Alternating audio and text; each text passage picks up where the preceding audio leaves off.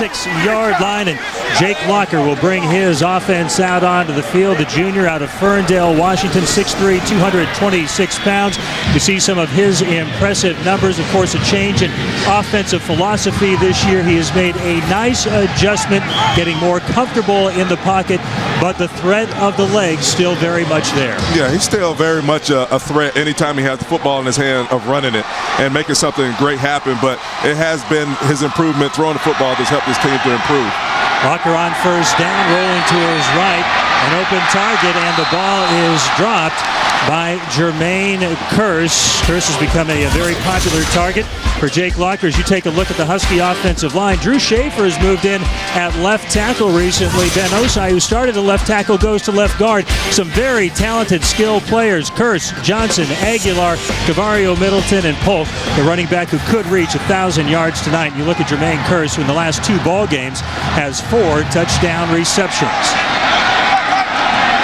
Second down and 10, and the handoff to Polk. Yards after contact, that is where he really gets his bread and butter as he takes it out across the 30-yard line. As we take a look at a Cougar defense that has been decimated by injuries this season. The true freshman Travis Long, though, has been outstanding, a very bright future. Andy Mattingly, the best probably of those 3 linebackers, although a pretty steady group. And the challenge for these defensive backs contain Jake Locker and those Husky wide receivers. Those DBs are going to get tested today, that's for sure. Third down and 5 for the Dogs. Locker with time, with an open receiver. That's Devin Aguilar as he gets out to the 37-yard line, and a 1st and 10 for the Washington Huskies. And Aguilar, the sophomore out of Denver. Yeah, here you see Aguilar just running a nice little hitch route, man-to-man coverage, getting to the sticks, make sure he made the catch. And that's what you want to do here early on. You want to make the catches everything. You're not necessarily worried about the run after the catch. You just make the catch, move the sticks, and keep the ball moving. First down, Polk, not much there. So he takes it out across the 40 to the 41-yard line, and Mattingly in on the tackle for Washington State. Tell you what, looking for Chris Polk to continue to do what he's been doing all year long, which is running it extremely physical, and there you see it, yards after contact. He's got 3 extra yards after he was hit at the line of scrimmage. 3-yard gain. This Cougar defense last in the conference in points allowed, just over 39 per contest. Locker out of the gun. Flag on the play as he finds Aguilar, and no gain on that play, and we'll see what the infraction is on that second down play.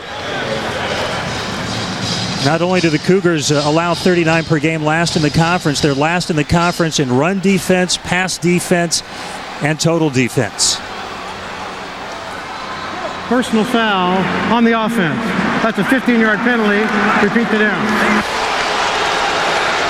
Jermaine Kearse called for the personal foul, and that'll back the Huskies up 15 yards.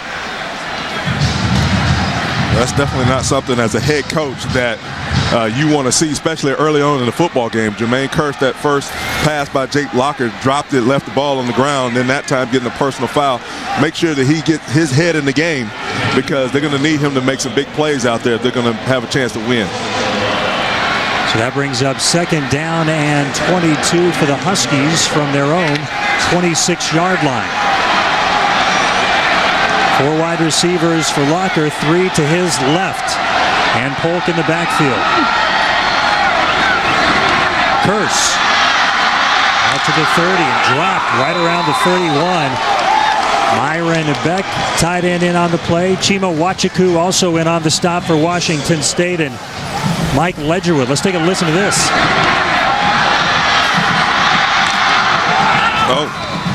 That's Mike Ledgerwood, a backup linebacker, 6'2", 227 sophomore out of Kennewick's Riverview High School, who put the hit on that play. You can see early on here that Paul Wolf has been stressing to his team. And it's important that we start off well, especially in the first quarter, being outscored 173-6. And you see right now his defense flying around making plays. Receivers for Locker as he buys time and throws incomplete. Xavier Hicks Jr. with the coverage on Jermaine Kearse, and the Huskies will be forced to punt away. So a very encouraging start for a Cougar defense that has had some issues, especially in the first quarter of games this season. They have, and that's the reason why we talk about when you have a rivalry game like this, you can throw those records right out of the equation, because these guys are out here. It's a grudge match. These are guys that they're familiar with. All these guys probably played together, played against each other in high school, and so they want to come out and put their best foot forward and have a great performance tonight. Mahan on to punt for the Huskies. Gino Simone, the freshman, signals a fair catch, loses the football. It's still loose, still on the ground. Cougars and Huskies still scrambling. And a big pile and flags on the play. Simone, the true freshman out of Skyline High School in Sammamish, east of Seattle. And obviously quite a bit to sort out here. First of all, the penalty, and then also who came up with possession.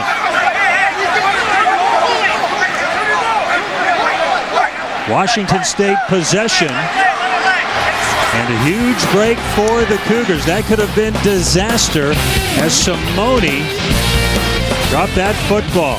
Scoreless early at Husky Stadium. It's the 102nd Apple Cup.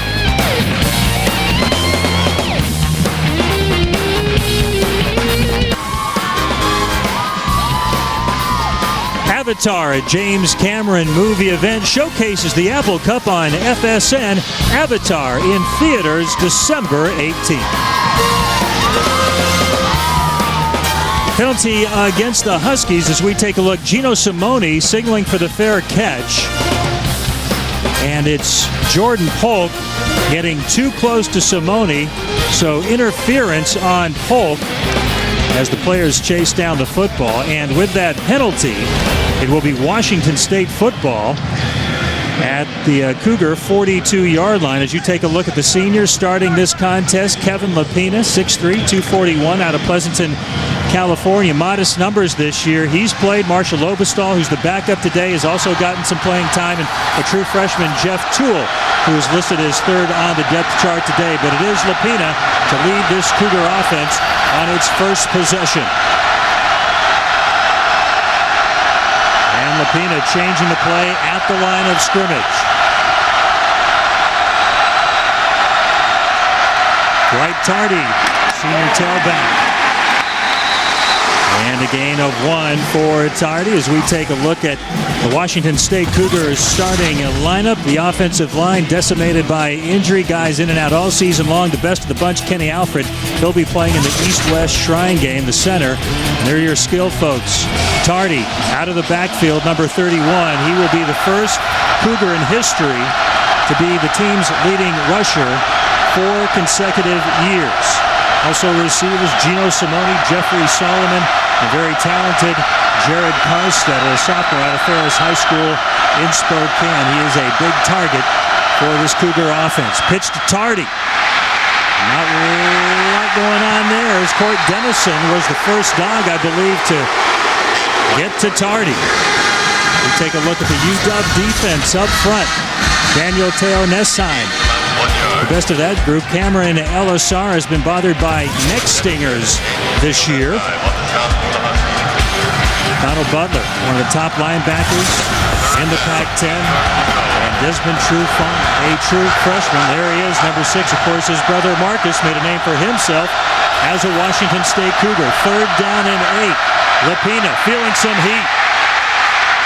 Throws Carstetter with the reception and a first down at the Husky 45-yard line. And Mac, a nice job by Lapina to buy himself some time, feeling that heat off the backside. Yeah, Lapina did a great job of using his legs to sort of get out of the situation here. He was coming down on him. He had Daniel Teo Nessheim, and he just bought himself a few more minutes, a few more ticks on the clock, found the open receiver, and delivered the football. That was a great job by him. Jared Carstetter with his 35th reception this season with that catch. And Lapina getting the play from the sideline. First down and 10. And out to Tardy. He's hit hard by number 9, Donald Butler, the middle linebacker, the 6'1 senior out of Sacramento. Second in the Pac-10 in tackles with 84 this season, 11 and a half tackles for loss. Well, you see Butler makes it a great tackle right there in the hole because there was nobody backing him up. If Tardy would have got through there, he would have definitely been in the second level and very easily. So great play by him, stopped an even bigger play. And again, Lapina waits for the signal. There's 3 backup quarterbacks on the Cougar sidelines sending it in. 2 are obviously dummy signals. Lapina, Harstetter, close to another Washington State first down, and he has it at the Husky 34-yard line. Well, this is exactly the start that I'm sure Coach Paul Wolf wanted to see his team jump off to. Lapina actually was the starting quarterback last year when they won the Apple Cup, and he's just looked really sharp here in the first quarter so far, delivering the ball to Harstetter. Big target at 6'4".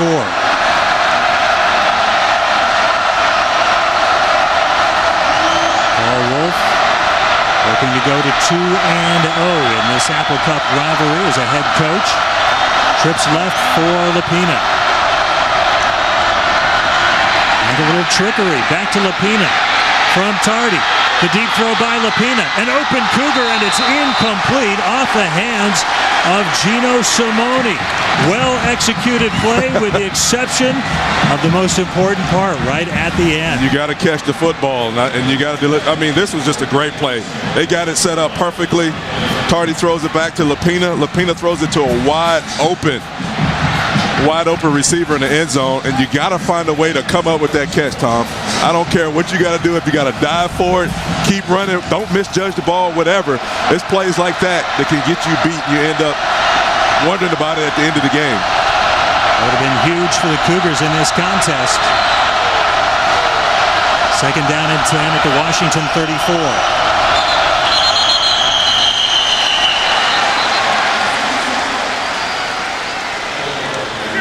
Prior to the snap, false start on number 54 in the offense.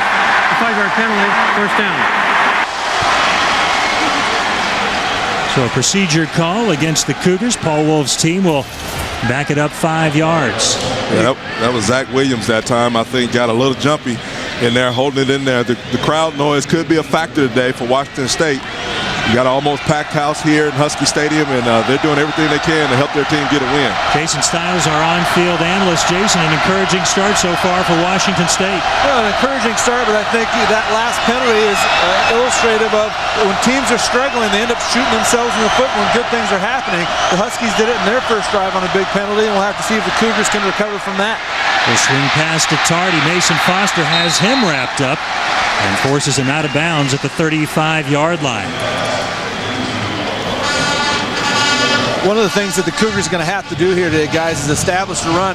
We've seen them get some early rhythm plays, some nice easy hits, some curl routes with that Husky defensive secondary playing off. But in order for this Cougar offense to maintain rhythm and find some identity, which is something that during the week they talked about, they have not found that identity. They're going to have to run the football. Now 3rd and long, though, and be sure they're going to the air.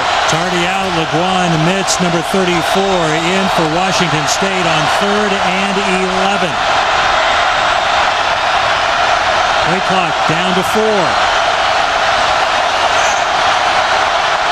Lapina does not get it off in time. I think we're going to have a delay. I thought he had just beaten that clock.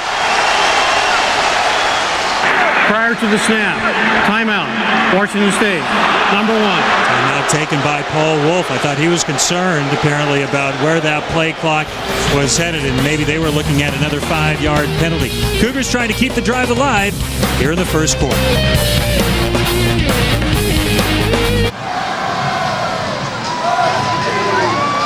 Cougars, Huskies scoreless, 8:06 left in the first quarter of this Apple Cup 2009 edition at Husky Stadium. As Washington State looks at a 3rd and 11 from the Husky 35-yard line. Dwight Tardy has returned to the Cougar lineup. And once again, the flag on the field. Illegal procedure call. False start, number 78 on the offense. And this will go against the Cougars. And that when you're a struggling football team, drop passes, penalties, timeouts you don't want to take early, that can add up That can add up, and it can spell disaster for your football team, especially one that's offensively been struggling in the first quarter, being outscored 173 to 6 points. You're seeing now a little bit of why that stat is the way it is. You come out of a timeout, the last thing you should do is have a penalty and back yourself back up 5 more yards. So from 3rd and 11 to 3rd and 16 for the Cougars. Pina flushed out of the pocket, in trouble. Daniel Teo Nessheim has a hold of him, and he will not let him go. The sack for Teo Nessheim, and the punt team will be coming on for Washington State.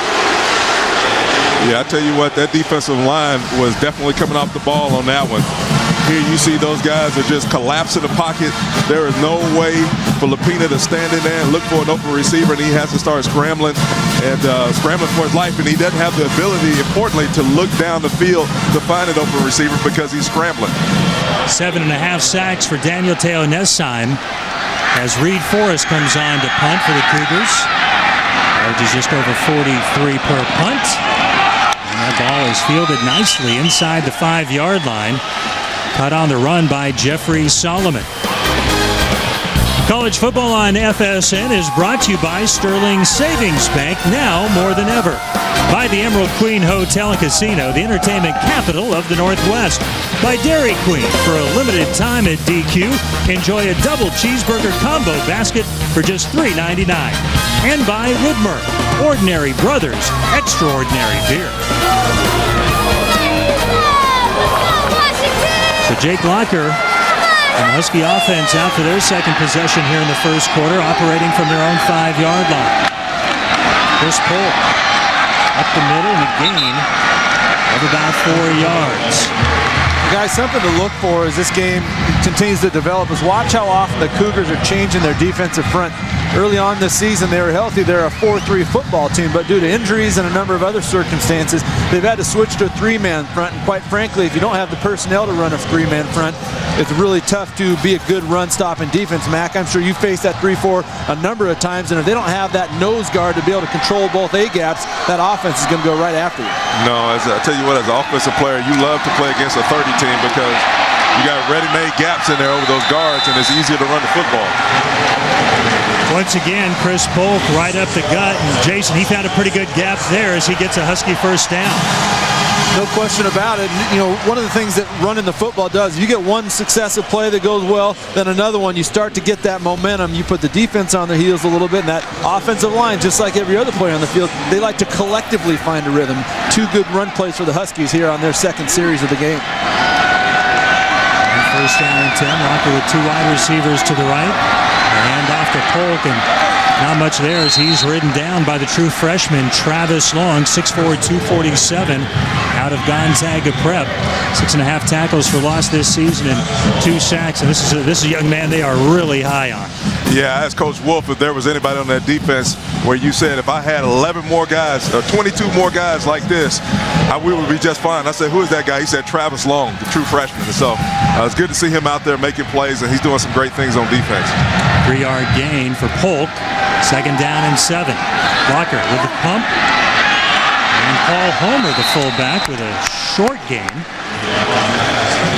Paul Homer is senior out of Omaha, Nebraska. Max got it like that, giving the fullback a little love early in the ball game. Absolutely.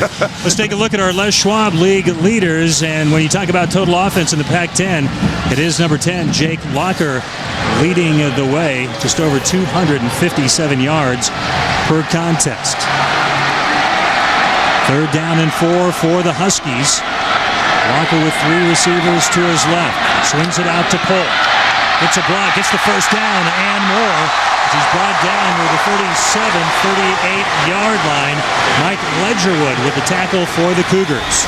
Well, you see right there the reason why Chris Polk is the player that he's been all year long. The reason why he's probably going to become the first UW freshman to run for 1,000 yards this year. It's plays like that. I mean, he just refuses to go down and be tackled, and always gets yards after contact. 14-yard gain on the play. Chris Polk with his first reception in the contest. He's carried the ball 5 times for 22 yards. Locker with time. He'll go deep, far sideline, and overthrows the intended receiver, Jermaine Kearse.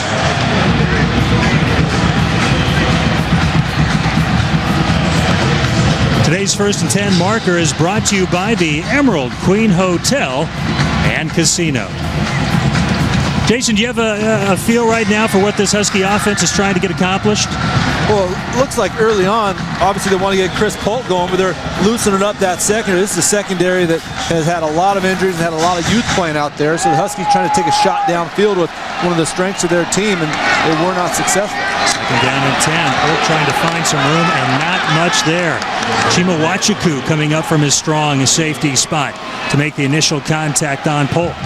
It was interesting to see Washington State playing so well on the defense, because one of the things Paul Wolf said about his defense this year, we asked him especially about those first quarters. He said, you know, we were asking him, what do you think is probably contributing to the reason why there's such a discrepancy in points? He said, well, maybe I think our defense may have lost a little bit of confidence in our offense, just a little bit, because of their inability to be able to score points. Make it backfield for Locker out of the shotgun with 5 wideouts. Quarterback draw, no, a throw. Kearse unable to hang on to the football, and it falls incomplete. But guys, here's a great example of what happens if you don't get something positive on 1st and 2nd down. You see Jake Locker has the ability to scramble in a mid-yardage play. Maybe he's able to turn it up another notch and get that 1st down. But anytime you're 3rd and long yardage, you're forced to put that ball downfield into a tight space, and very more often than not, it falls incomplete like that. Well, Gino Simone with the drop for the Cougars. That was a drop that Kearse, I'm sure, felt he should have had. Absolutely. Mahan with the punt. Simone signals for the fair catch and makes it at the 21-yard line. Well, Washington State certainly encouraged by this first quarter performance against the Huskies. 3:50 left in the opening quarter.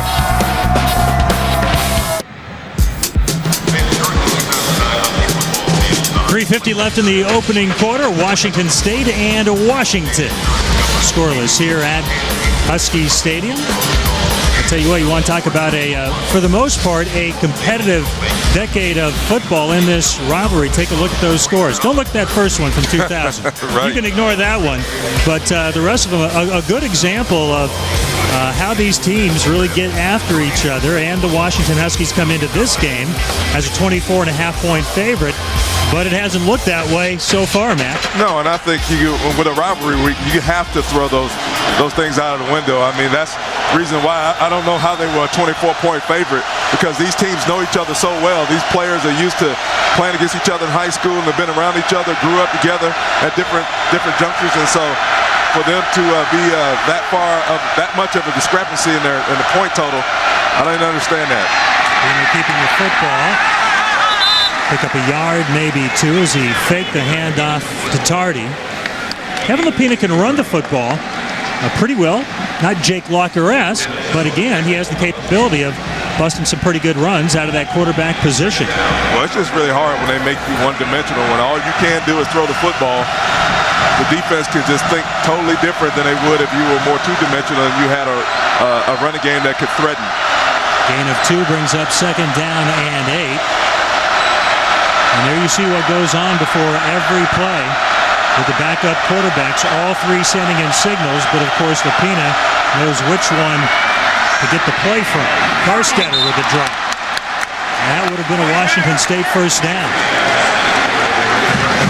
These can be costly missed opportunities here. You saw that one, a little razzle-dazzle where Tardy threw the ball back to Lapina. Lapina threw it to the open receiver. He dropped it in the end zone. There, drop for an obvious 1st down. These things come back to haunt you. You have to make those plays when you get in those situations. So Jared Carstetter, with that size at 6'4", he becomes a real threat in the red zone. Husky fans pumping up the volume here on 3rd and 8. Lapina intercepted by the Huskies, and this could go for a pick six. Mason Foster brought down the inside the 15 at the 13-yard line. Daniel Blackledge, the intended receiver, but a terrific job, Jason, by Mason Foster reading that play. Well, and pressure caused it. The right guard got beat, got in Lapina's face. He got rid of it a little bit sooner than he wanted to, and Mason Foster all over the top of it, and Lapina takes a huge hit at the end of that play, right in the back, and that's exactly what he's holding right now as he lays on the turf. So there's the hit. And Lapina obviously shaken up. Marshall Lobestall is listed as the backup if Lapina is unable to continue when the Cougars get the football back.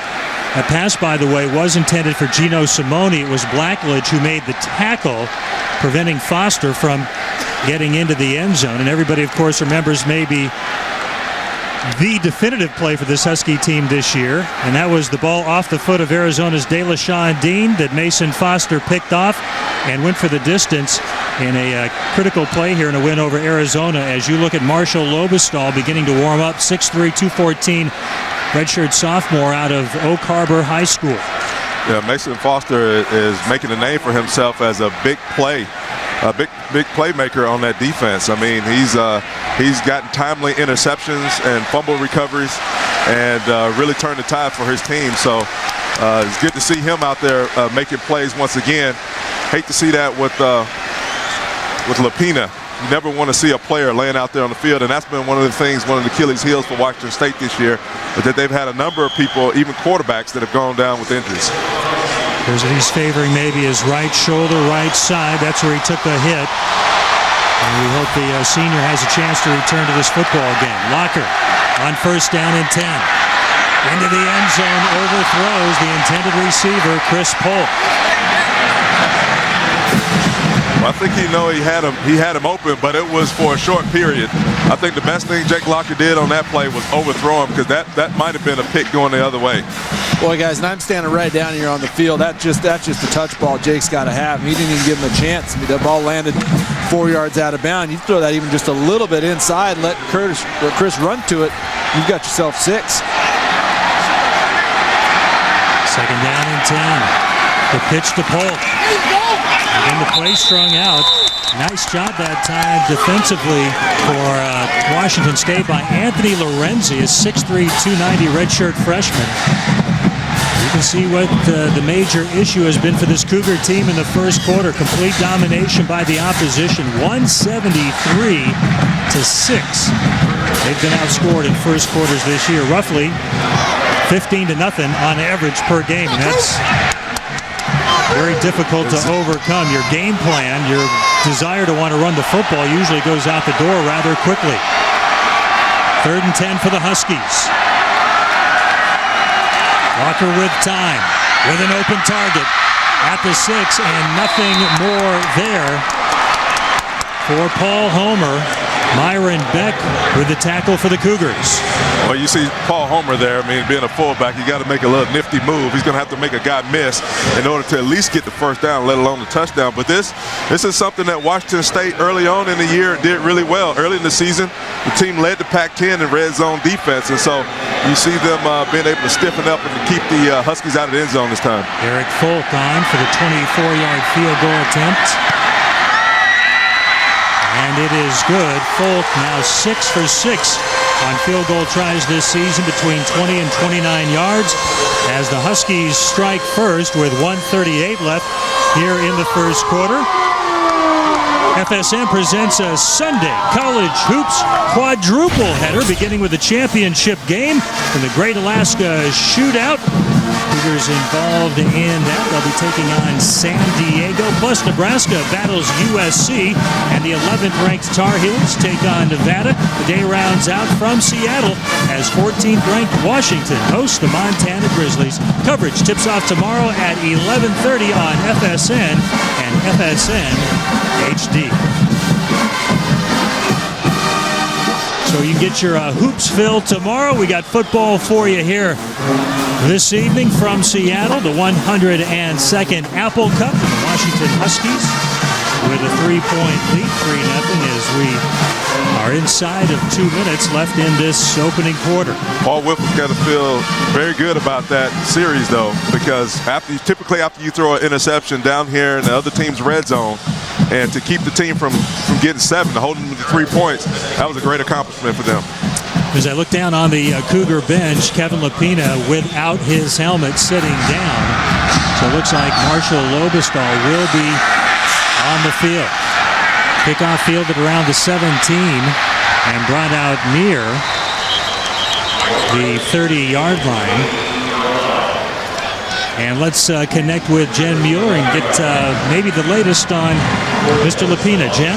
Well, he will sit at least one series after suffering a right shoulder stinger. The training staff says that it is coming around, but he's going to need at least a series to figure out if that strength will come back and allow him to play. For now, Marshall Lobestal is in the game. The Cougs like his mobility and his ability to throw over the freshman Jeff Toole. Guys. All right, Jen, first down and 10 for the Cougars at the 29-yard line. If you look at the numbers for Lobestal, the sophomore out of Oak Harbor. And a timeout taken, the second in this opening quarter by the Cougars. So some confusion prior to a first down play, and you would think when you leave that sideline, you're going to have a pretty good idea of what you're going to run. Yeah, I think this is probably a little bit of confusion on Marshall Lobestal's side. You know, typically when you come, like you said, when you're coming off the sideline, everybody should know exactly what play you're going to run. It should already been communicated. This is the first play we're going to run. Probably a run, especially when you're changing quarterbacks right in the middle of the game. You probably don't want him sitting back there dropping back to pass. Give it to the running back. Let him make let him get a blade of grass or whatever, and then go from there. But to have to burn another timeout here in the second quarter, in the first quarter rather, that could be detrimental. Yeah, guys, and I'm right down on here the Cougar sideline. It was a personnel group issue. They didn't have the guy in that they needed, that extra tight end for the play that they had called. And Lobestal again looking over to the Cougars sideline, as he apparently calls the audible and changes the play. Handoff to Mitz. LeGuan Mitz stacked up for no gain. Donald Butler, the first Husky on the scene. And a lot of what the Cougars are doing is they're lining up in a specific personnel grouping as the second tight end now comes off the field, and then based upon what the Husky defense is doing, they're making adjustments on the field. Sometimes they're sticking with it, sometimes they're changing the play based upon that defensive alignment. Second down and 9. Jeff Toole, number 10, is the true freshman, who, barring injury, would have been starting today, but still an issue with stability in the kneecap. Hits with a reception out of the backfield, with a nice pickup near a first down. Maybe have brought down just short at the 38, needed to get out to the 39-yard line. LeGuan Mitz is a big man. He is a big running back, and when he has the ball in his hand, he can make some things happen. So if he's going to be the running back, he's going to get a lot of carries. Well, he had a 57-yard touchdown run in last year's Apple Cup, so he is capable of the big play. And Lobestal taking care of business himself, and it's first down for Washington State. As the clock ticks, 15 seconds left in this first quarter at Husky Stadium.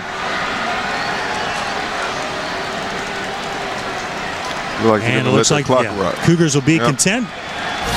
Lobestal will head to the sideline to talk it over with his offensive coordinator, Todd Sturdy, and head coach Paul Wolf. The first quarter, very competitive. The favored Huskies had to battle for their 3 points. Second quarter action is coming your way on FSN.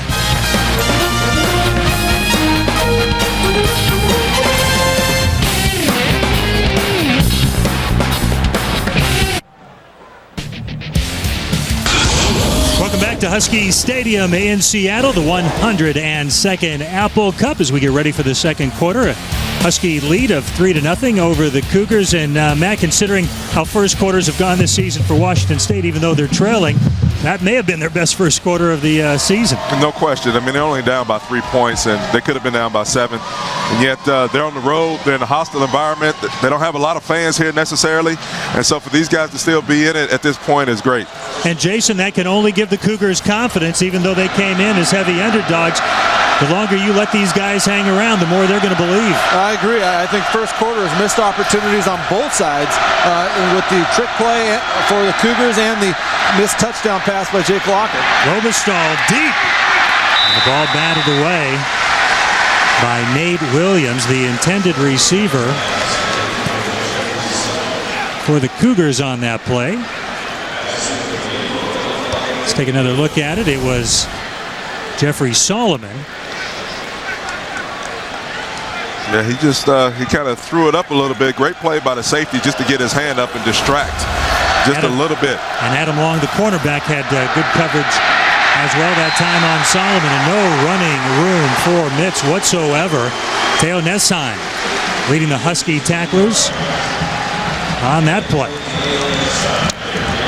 You know, you can make an argument for not really beating your head up against a brick wall. If something's not there, they've struggled all year long running the football. Just drop back and throw it. And I think hopefully they'll start to pick that up and start calling some more passing plays here. And ladies and gentlemen, that's a fullback saying that. Mark that down. Mark that down. 3rd down and 12 for the Cougars from their own 39-yard line. Robestall with a passing lane and another drop. This time, Daniel Blackledge can't hold on. And again, Jason touching on missed opportunities. Both teams and that's not taking advantage of plays that have been there. And I think that's probably been the case all year long. These guys have been in position to be able to make plays, and that would have been a huge play right there. It would have been, at least gave you a great opportunity to have a look at a 4th and short, but just not able to hang on to the football. Reed Forrest on to punt, 36-yard punt on his first time out. Devin Aguilar back to receive for the Huskies as that one takes a very good bounce for the Cougars. Not the prettiest of punts, but very effective for Washington State. As Jake Locker will bring his offense back out on the field. I think if you're the Huskies, so much of Steve Sarkisian's pro-style offense is predicated off the play action. They've had a few successful running plays, but to this point, they haven't moved the pocket a whole lot, and pretty much everything they've thrown has been drop back. So I think you'll see Steve Sarkisian, now that they've probably gone on the script for their first 15 plays, probably work in a little bit of play action here along with a heavy dose of Chris Polk. Blocker 5 of 10 so far for 38 yards. A young man who has certainly dealt with adversity during his Husky career. Wins and losses certainly one element of that. The broken thumb last year in game number 4, costing him the rest of his sophomore season. As we have a delay right now on the field, as we have apparently an official down on the far sideline near midfield. Yeah, not exactly sure what happened to him, but he doesn't seem to be moving. Looks like it may be a member of the chain gang who is currently down. Oh, he's up and moving around now. Well, you know, we've talked about injuries as this Cougar defense comes back out on the field. They have been decimated on that side of the football, and we'll see how they can respond against this Husky offense. Washington with the 3-0 lead here in the second.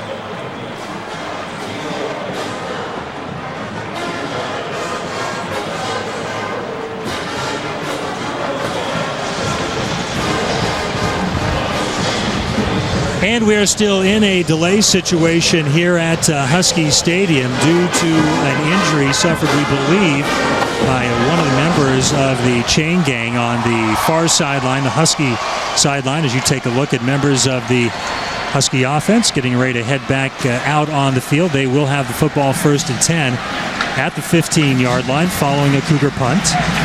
You know, sometimes those guys on the sideline, boy, they need to be paid hazard pay because they're holding those chains over there, especially when there's a special teams play like a punt or a punt return, anything like that. Those guys get pushed out of bounds and they're running. They're trying to cover the football as hard and as fast as they can, and sometimes you don't get out of the way in time, and those guys get run over all the time, and that's pretty common. So hopefully he'll be all right, and he'll get up on his feet, get moving around. Well, we now see a stretcher being brought out to the area where the individual is being cared for. 13:52 left in this second quarter. The 102nd Apple Cup. Washington State looking for its first ever 3-game winning streak in this series, which may seem hard to believe because the Cougars have certainly gone through their phases when they were the better of the two programs.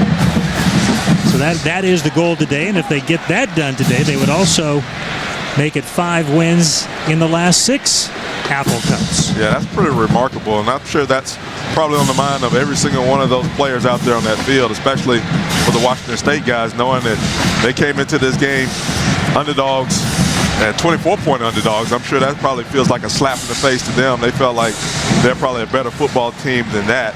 And but they're right in this football game. It's still anybody's game. It's early, and they've had some opportunities. They hadn't necessarily capitalized on them, but hopefully they can make some plays later on in the game that can influence the outcome. Well, unfortunately, we have an ambulance now getting involved and coming out on the field. So obviously a situation where there is a great deal of concern regarding feeling some heat, putting the wheels to work. It's a first down out across the 25-yard line. Jason, a delay like that, when you're not anticipating, how can that impact the quarterback?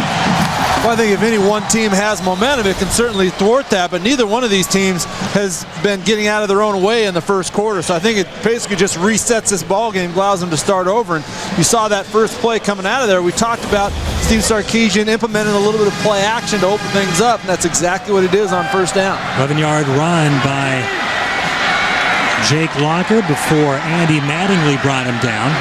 1st and 10 for the Huskies. Locker, open target, Jermaine Kearse at midfield. Perfect timing on that pass play. Terrence Hayward with the coverage and the tackle for the Cougars. Well, they finally hooked up on this one. I mean, he used to have Jake Locker stepping back, throwing a deep post route by Jermaine Kearse and throwing it on time, right where he can catch it. I mean, he really liked that, and I'm sure going to probably give them some momentum. 24-yard gain, second catch in this contest for Kearse. It's Paul Homer, the fullback, in motion. Play fake by Locker. Deep down the middle. Kearse again, open. The catch, and a touchdown for Washington.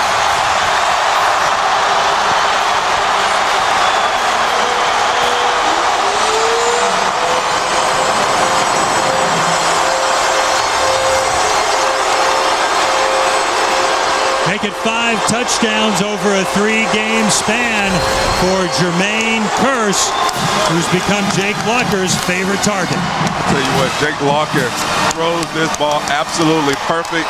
Jermaine Kearse stretching out to get it for a touchdown. I mean, they've been trying to hook up all the first quarter, and even the first play of the game, Jermaine Kearse dropped it, but he makes up for it on a beautiful catch right there. 50-yard scoring play. Eric Folk with a point after touchdown. Has not missed one this season. And the Huskies get a little bit of breathing room with 12:41 left in this opening half at Husky Stadium.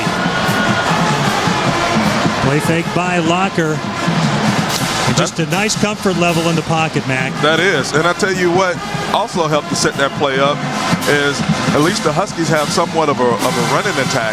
And so when you give that little fake to Polk right there, all that creates is just a little bit of indecision by the defense, and the play can be successful.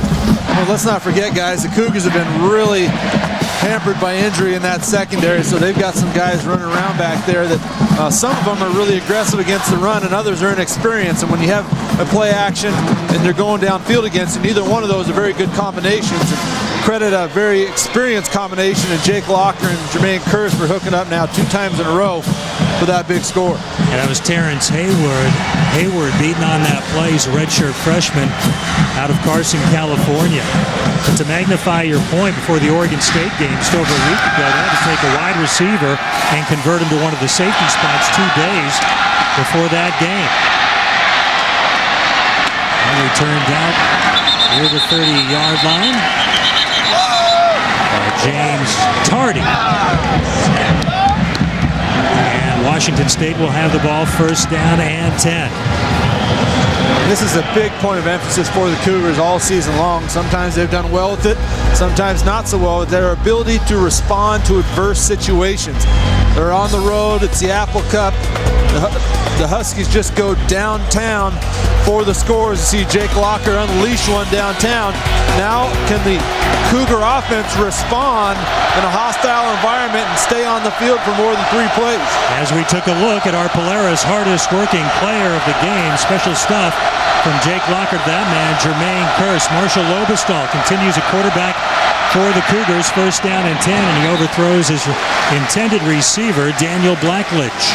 Mason Foster coming with some pressure for that Husky defense. Well, that's always hard for a quarterback to be able to throw the football when you've got somebody right in your face. And those out routes are timing routes. They have to be thrown in rhythm and on step, and just couldn't quite step into it on that one. Lobestall again looking to the Cougars sideline to get the play, makes the change at the line of scrimmage.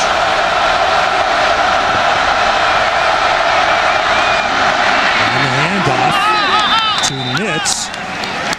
It's out to the 35-yard line. Well, that to me was a successful run. I mean, he got about 3 or 4 yards out of that one, and you can work with that. I think if they can continue to call plays, get Nitz involved in the game, that will get them in the 3rd and 6th, 3rd and 7-yard situations, convertible 3rd down situations. They can have a little bit more success on offense. 3rd down and 7. Lobestall out of the shotgun. Blackledge in motion. Huskies bringing extra pressure. Good job by Lobestall, though, as he has the completion to Jeffrey Solomon. And it will be a Cougar first down. Yeah, Jeffrey Solomon just ran a great route right here.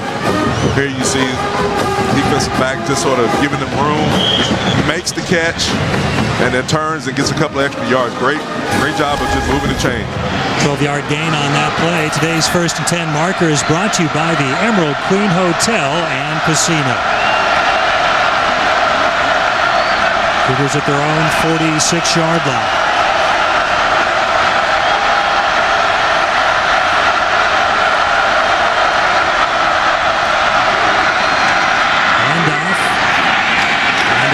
On the play. It was James Tardy, the ball carrier. It was. Exchanging some pleasantries with Donald Butler. Got to have that in a rivalry game. Oh, yeah. Par for the course. I mean, it wouldn't be a rivalry game if you didn't jaw a little bit. I mean, you got to sell some wolf tickets out there. Loss of 2, 2nd down and 12. Lobestall pointing out something to the sideline.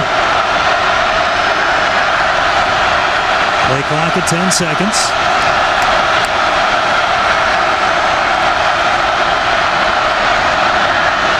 Lobestall to throw. Open receiver. Jared Byers into Husky territory near the 48. Desmond Trufant with a stop. Jared Byers, an interesting story. He's a true freshman walk-on out of Pullman High School. There he is, number 37. So, in injuries, allowing him the opportunity to get some playing time, and they've been using that fullback role a little bit more recently. So, young man contributing there. A short game, now 3rd down and 4. You got him in a manageable 3rd down situation. Inside of 10 minutes left in this opening half. Lobestall with time, directing traffic, and the incomplete pass and Carstetter in the neighborhood. Looked like Blackledge was over there as well, but the Cougars unable to get it done on third down, and that has been a problem for this offense. Just 23% conversion rate on third down this season. That is last in the Pac-10, and that'll bring on Reed Forrest to punt. Well, I bet if you look to what their third down and distance was with the average of the Pac-10, they're probably one of the worst teams there, too. You go third and long more often than not because you can't get a run game going. You're putting your quarterback at a huge disadvantage. Forrest feeling some heat. And that is another very good bounce for Reed Forrest on the punt. And once again, not exactly ideal field position for Jake Locker. Didn't matter last time. He took care of 50 yards on one play to Jermaine Kearse for 6. College football on FSN is brought to you by MoneyTree. MoneyTree now offers online loans. Apply at MoneyTreeInc.com. That's MoneyTreeInc.com. By Papa Murphy's. Handmade fresh, home-baked great. That's Papa Murphy's. By Tulalip Casino, the #1 place to stay and play. And by Banner Bank. Better ideas, better banking. First down and 10 for the Huskies with a 10-0 lead as they operate from their own 7-yard line. Chris Polk up the middle, and a nice first down gain on the ground for the redshirt freshman. Time now for our fan polls question. What do you think the most likely outcome of today's game is? You can text A, Huskies dominate and win easily. B, Huskies win close, hard-fought game. Or C, the Cougars win. Text A, B, or C to 95323. We'll keep you up to date on the voting. In fact, here are the latest numbers. Looks like the Cougar fans have their texting going strong here on this Saturday night is once again Polk with the carry out near a Husky first down. Chris Polk with an opportunity tonight to not only to set a freshman rushing record, but to also become the first freshman to reach 1,000 yards in a season as a Husky. Yeah, and I think Washington State is definitely trying their best to keep him from accomplishing that tonight. They every time he has the ball in his hand, he's getting hit at the line of scrimmage or just a few yards down the field. And he's known for breaking tackles, and he hasn't broken a lot of tackles so far today. Third down and 1. And again, the little extra effort after that initial contact should give Polk and the Huskies the first down. Travis Long in on the stop for the Cougars. And it is a Husky first down at the Washington 18-yard line. Talked about Chris Polk coming into this game. 889 yards, averaging 5 yards per carry, 3 touchdowns. A long run this year of 41 yards.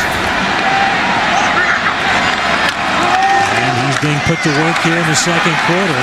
Good defense that time by the Cougars. Nice job that time by Mike Ledgerwood as he shot the gap and got to Polk. Mike Ledgerwood has made a couple plays on Polk today. He's definitely in tune to what's going on. The game plan is obviously to stop this young freshman from doing a lot of damage on the ground.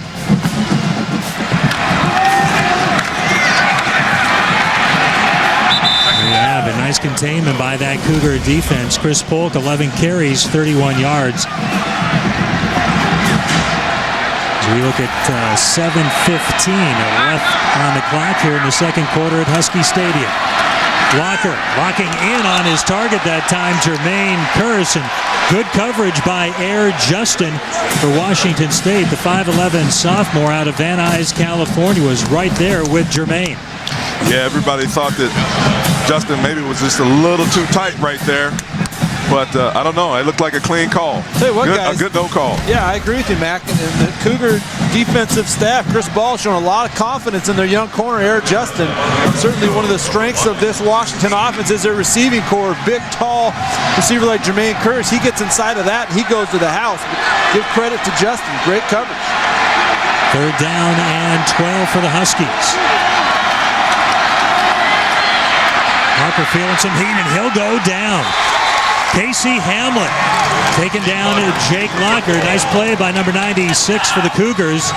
And the punt team will come on for the Huskies. You know, there's been a couple of times today where I feel like that Jake Locker has some opportunities to run the football. There's been gaping holes. Guys are running, trying to get to the quarterback, opening up large holes right in the middle of the defense, and he's standing in the pocket trying to throw it, but he might be able to make a little bit more yardage, make a few more explosive plays if he would just tuck that thing and run it. Will Mahan on to punt for the Huskies. Gino Simone to return for the Cougars at his own 40-yard line. He just signals get out of the way. Not the best effort by Mahan, and good field position for the Cougars. They'll have the ball 1st and 10 at their own 44-yard line, and a terrific defensive stand by Washington State and number 96, Casey Hamlet, but the Huskies lead by 10.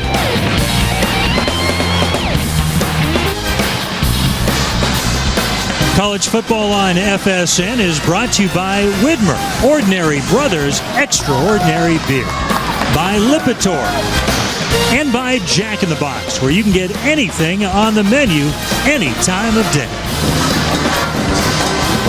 10-0, the Washington Huskies leading the Washington State Cougars. 6:14 left in the opening half at Husky Stadium, the 102nd Apple Cup. As you take a look, total yardage being dominated by the Dogs. Washington State with just 4 rushing yards so far in this game. A little trickery here. Reverse. Jeffrey Solomon to throw. Simone with the reception and a first down for the Cougars in Husky territory. So the second trick play we've seen, guys, out of this Washington State offense. And we saw Jeffrey Solomon throw the football in game 1 of the season when the Cougars were at home against Stanford, and he completed that pass. Well, here you saw a well-executed trick play right here. I mean, here you see Solomon coming around and finding a wide-open receiver right there in the hole. That was great. They've had 2 well-executed plays. The first one just wasn't a reception. Lobestall feeling some pressure from Court Dennison and loaded the football incomplete after that 17-yard gain on the trick play. Jeffrey Solomon, by the way, was a high school quarterback at Ingram High School. Transferred to Washington State after his time at Eastern Washington. Well, and that play, guys, a great example of what a lack of a running game will do. A play-action fake that Court Dennison didn't even take a second look at. He went right at the quarterback and made Lobestall get rid of that ball well before he wanted to. Play clock at 10. Second down and 10 for the Cougars. Foster putting some pressure on, nearly picked off, and the ball hitting the turf. Nearly coming up with that interception for the Huskies, Darian Jones. What? I'm sorry. Well, you see the tail end of it right there with Jones just missing getting a pick. But you know what? It's really making Washington State is really making an argument for Marshall Lobestall having to look over to the sideline every time to get a play. Because what that does is that takes away his ability to be able to read the coverage, look at the defense, and go through that thought process of his progression as far as who's going to throw the ball to. Third down and 10. Lobestall. And the play blown dead as we have a flag. Prior to the snap, false start on the offense, number 78. 5-yard penalty, 3rd down. Jack Folliard, our referee. So for the Cougars, it goes from 3rd and long to 3rd and longer. 15 yards needed now for the first down. Jason Lobestall is a young guy who 2 games ago against UCLA picked off 3 times in the opening quarter. What does he need to do to regain some confidence after that terrible display? Well, I think he's got to have just a chance to develop a little bit of rhythm. I mean, they've been so inconsistent at quarterback. Guys in the lineup, guys out of the lineup. These guys just need to be able to play for a full series, a full game without worrying about it. He had some worry there in terms of pressure, but gets out of it. Makes something out of nothing. Nice job by Lobestall on the ground that time. He'll be short of the first down. And looks like he's shaken up a bit. Here's another example, as you take a look at this replay here, I mean, you ask, what does he need to do? They've got to be able to sit back there when any play is called, just have confidence that they're going to have the protection. And right now, this football team, whether it's a quarterback or the offensive line, there isn't that trust factor that, hey, I'm going to get my job done so that you can get your job done. And that creates all sorts of timing problems between quarterback and receiver. Took a pretty good look from Jason Wells on that play. And Lobestall shaken up. Of course, he's playing because Kevin Lapina, the starter, was knocked out of the ball game. At least up to this point, Jeff Toole would be the third-string quarterback. A little helmet-to-helmet contact between Wells and Lobestall. Well, you appreciate the effort by Lobestall, but when you know you've got a true freshman on the bench with a bum leg, and you've got your starting quarterback that's already out of the game, you probably got to take a slide there. Those defensive guys are just looking for an opportunity to impale a quarterback, and so I totally agree with you, Jason. He's got to find a way either to make that guy miss or just slide and realize that you've gotten all you're going to get on that play. The Apple Cup marks the final contest of the season for the Cougars. Jake Locker and the Huskies, though, will close out the 2009 season next Saturday against the 21st ranked California Golden Bears. Live coverage kicks off at 3 p.m. on FSN and FSN HD. Look at Husky defensive coordinator Nick Holt talking with his guys, and for the most part, the numbers don't knock your socks off. They're allowing 24 points per game, 7th in the conference, 7th in run defense, 30 in pass defense, total defense 7th. They've done a pretty good job in the red zone, sort of that bend but don't break, but he's obviously looking for more improvement out of this group as this program solidifies in the years ahead. 4th down and 4, and the Cougars will go for it with 5:04 left in the first half. And it's Lapina back at quarterback, and Lapina will go down. Darian Jones, who was unable to haul in that pass for the interception, does come up with the sack, and the Huskies will take over on downs. Boy, and Darian Jones coming off a pretty nice performance at Oregon State a few weeks ago, albeit the loss. He had a nice game himself, getting a sack. It's another sack here in the Apple Cup, and Darian Jones playing his last few games of his Husky career, certainly making the most of it. So golden opportunity for the Husky offense with a 10-0 lead, 4:55 left in this opening half, and an opportunity to really extend the lead against the Cougars. Locker with plenty of time.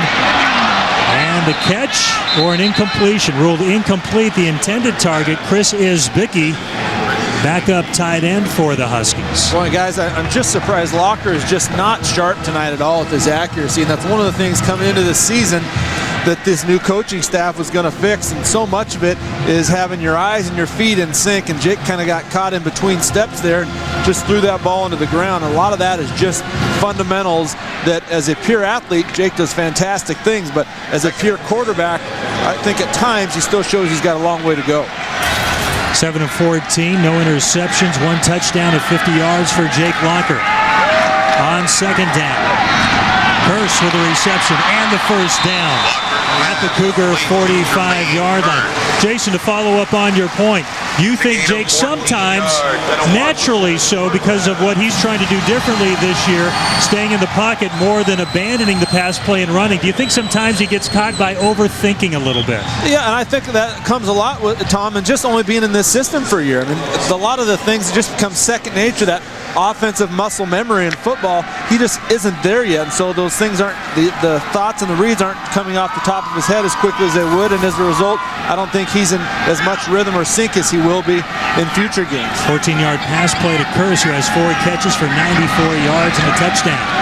Pump fake by Locker. Open receiver Aguilar. Down to the 26-yard line, Air Justin with the coverage for the Cougars. And one thing you can't question is his arm strength. He puts a little bullet on this one, finds that seam between the backer and the corner, and puts it right on the number of Aguilar. Devin Aguilar is an outstanding receiver out of Denver. Came into the ballgame with 34 catches, 473 yards, and 3 touchdowns. That's his second catch tonight, a 20-yard gain. And a first down and 10 for the Huskies at the Cougar 26. Two receivers to Locker's left out of the gun. DeAndre Goodwin with the reception, but a loss of a couple of yards on that play. Myron Beck, 6'2", 209" junior out of Ingram High School via Glendale College, with the tackle for the Cougars. You know, guys, a lot of times you see those little quick screens set up with the ball in the middle of the field. That time, that ball is on the right hash. And so for Jake to make that play fake come all the way across the field, it makes it like a 25-yard horizontal throw. And so it's a long way for that screen to still be set up without the defense having a chance to react to it. And you saw the Cougars were all over it. Second down and 12. Holt alone back. They're buying some time. And overthrows. Cavario Middleton, I don't think he really had any intent of trying to connect with Cavario. He was thinking more, let's just get rid of this play, not lose any yardage, and try it again on third down and 12. Well, he's just like any other quarterback that, you know, in college football or in the pros for that matter. You know, they have certain throws that they like more than others. Jake has been doing excellent as far as just strictly drop back passes. When he's on the move and he's on the run, he's using his legs to get outside the pocket, throwing on the run. He's not as accurate. So that's definitely something he's going to have to work on, but he's got that drop back pass thing going tonight. Third down and 12. And incomplete. Chimawachiku with the coverage on that play for Washington State.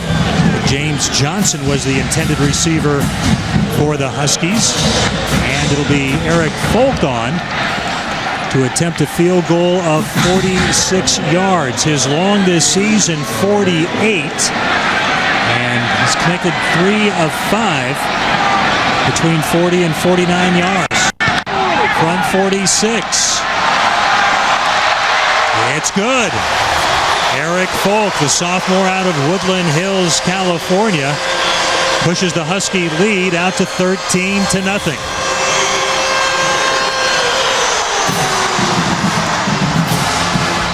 Get the crew getting ready. Damon Heward, Jason Gesser in the middle, Brad Adam, the Avatar halftime show coming your direction. Jason's still smiling. His Cougars are down by 13, so he's holding out some hope.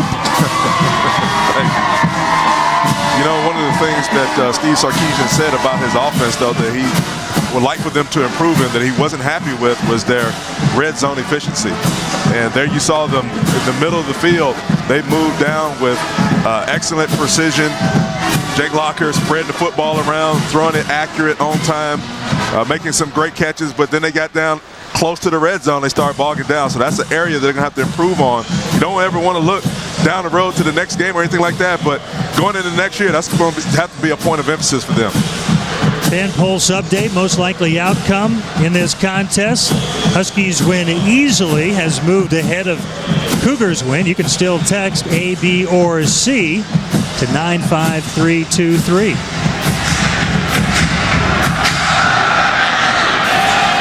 With the kickoff, taken by Carl Winston. And he's going nowhere, stacked up, shy of the 20-yard line. Carl Winston, a freshman out of Harbor City, California, backup running back, also involved on that kickoff return team.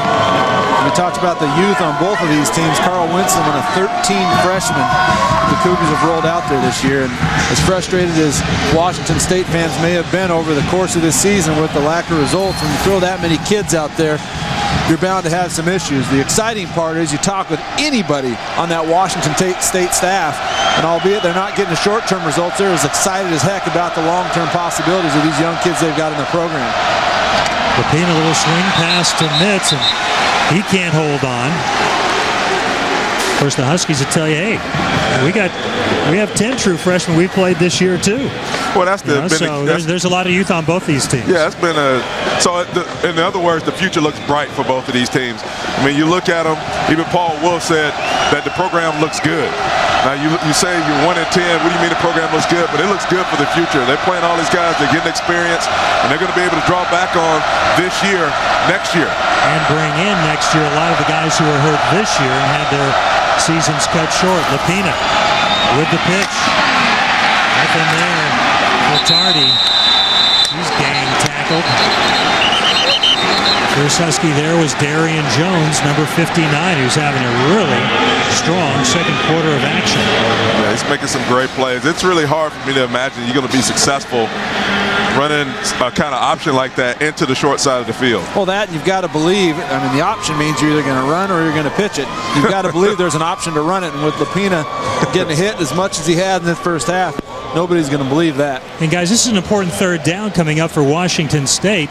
Washington with 2 timeouts. I believe they just used one to stop the clock there. If they can prevent the Cougars from getting the third down, they're going to get the football back in pretty good field position, and they can add to this 13-0 lead. So we'll see how aggressive Paul Wolf wants his offense to be. Well, herein lies, sorry, Tom. Herein lies the problem. Is this Cougar offensive line is so maligned? You know the Huskies going to bring the heat, and this is where that trust between the quarterback and the O-line is broken down all year long. They don't believe they're going to have time to get the ball off, and oftentimes instead of looking downfield, their eye is on the rush, and that is a bad recipe when you got 3rd and long. 2 wide receivers to each side for that man, number 9, Kevin Lapina. The Cougars and the Huskies 3 of 8 so far with their third down conversions. 3rd and 9. Lapina flushed out of the pocket. Sliding for the first down at the 30-yard line. We talked about earlier his ability, not that he's Jake Locker, but he can do a nice job when presented the opportunity to run the football. And he learned from Marshall Lobenstall, too. Don't run into a headache. Slide. Well, let's not forget, Lapina's 240, too, so he's not a guy that anybody wants to necessarily get in front of if they don't have to. First down and 10. Taylor Messheim putting some pressure on. Nearly picked off by Mason Foster as Cameron Elisara put another hurt on Lapina, and Kevin may be forced to leave this game for a second time. He was hit and hit hard. I think he may have it looked like he may have a concussion. It looked like the back of his head hit the ground. Well, and he was reaching for that lower back like he did that first time. I know it was reported he had that neck stinger, but watch him just get dropped right on him. That is a perfect form tackle by Cameron Elisara, and I've been in a few of those situations as a quarterback, and when the defender has your arms wrapped up and you can't move them to brace your fall, it is not a comfortable feeling, and unfortunately sometimes it ends the way it did for Kevin Lapina, injured on the turf. Let's connect with Brad Adam, who is with a couple of guys who know a little something about the quarterback position. Brad? That's right, Tom. They also know something about being on the bottom of the pile like Lapina just was. So Lobenstall out, Lapina out. Who's quarterbacking now for the Cougs? You know, you see Daniel Wagner over there taking some reps. He came in last year as a true walk-on freshman in a couple games sparingly, but he has some experience. He knows just enough of the offense. He's also a backup punter. He's a walk-on guy that played really well and did really well in Jesuit. Do you know at this point if there's any Cougar students in the stands who might be able to throw a football? I might be able to. I can warm it up. Yeah, your eligibility's all gone, my friend. But seriously, are there anybody in the stands or what?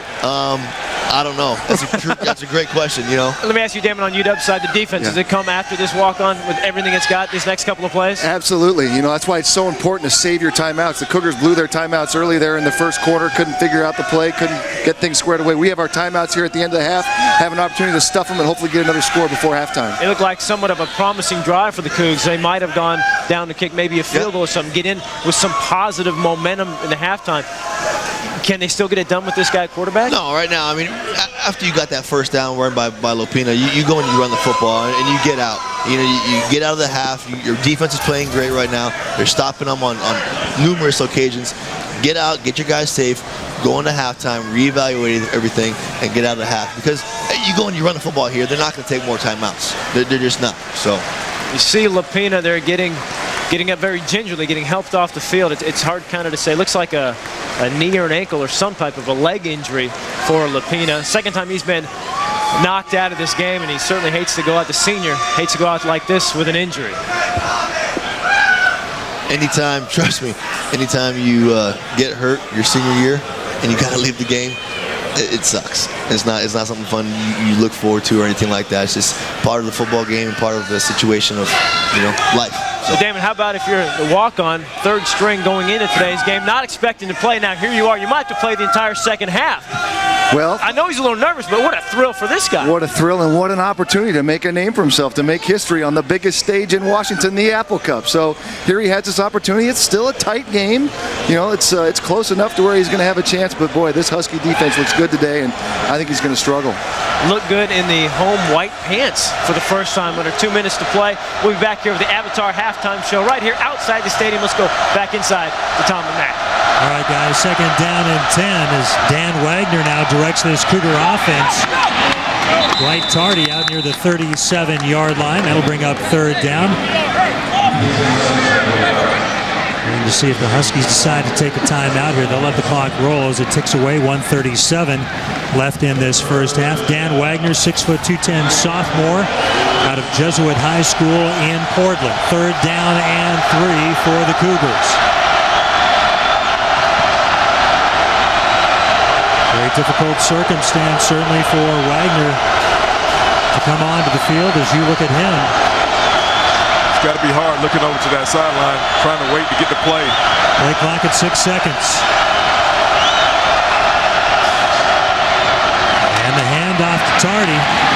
Stringing out the play, but Tardy does a nice job putting his head down and picking up the first down, and that should allow the Cougars to, at the very least, maintain possession and not give Washington another opportunity to get its hands on the football here in the first half. Well, this drive is a win for the Cougars so far.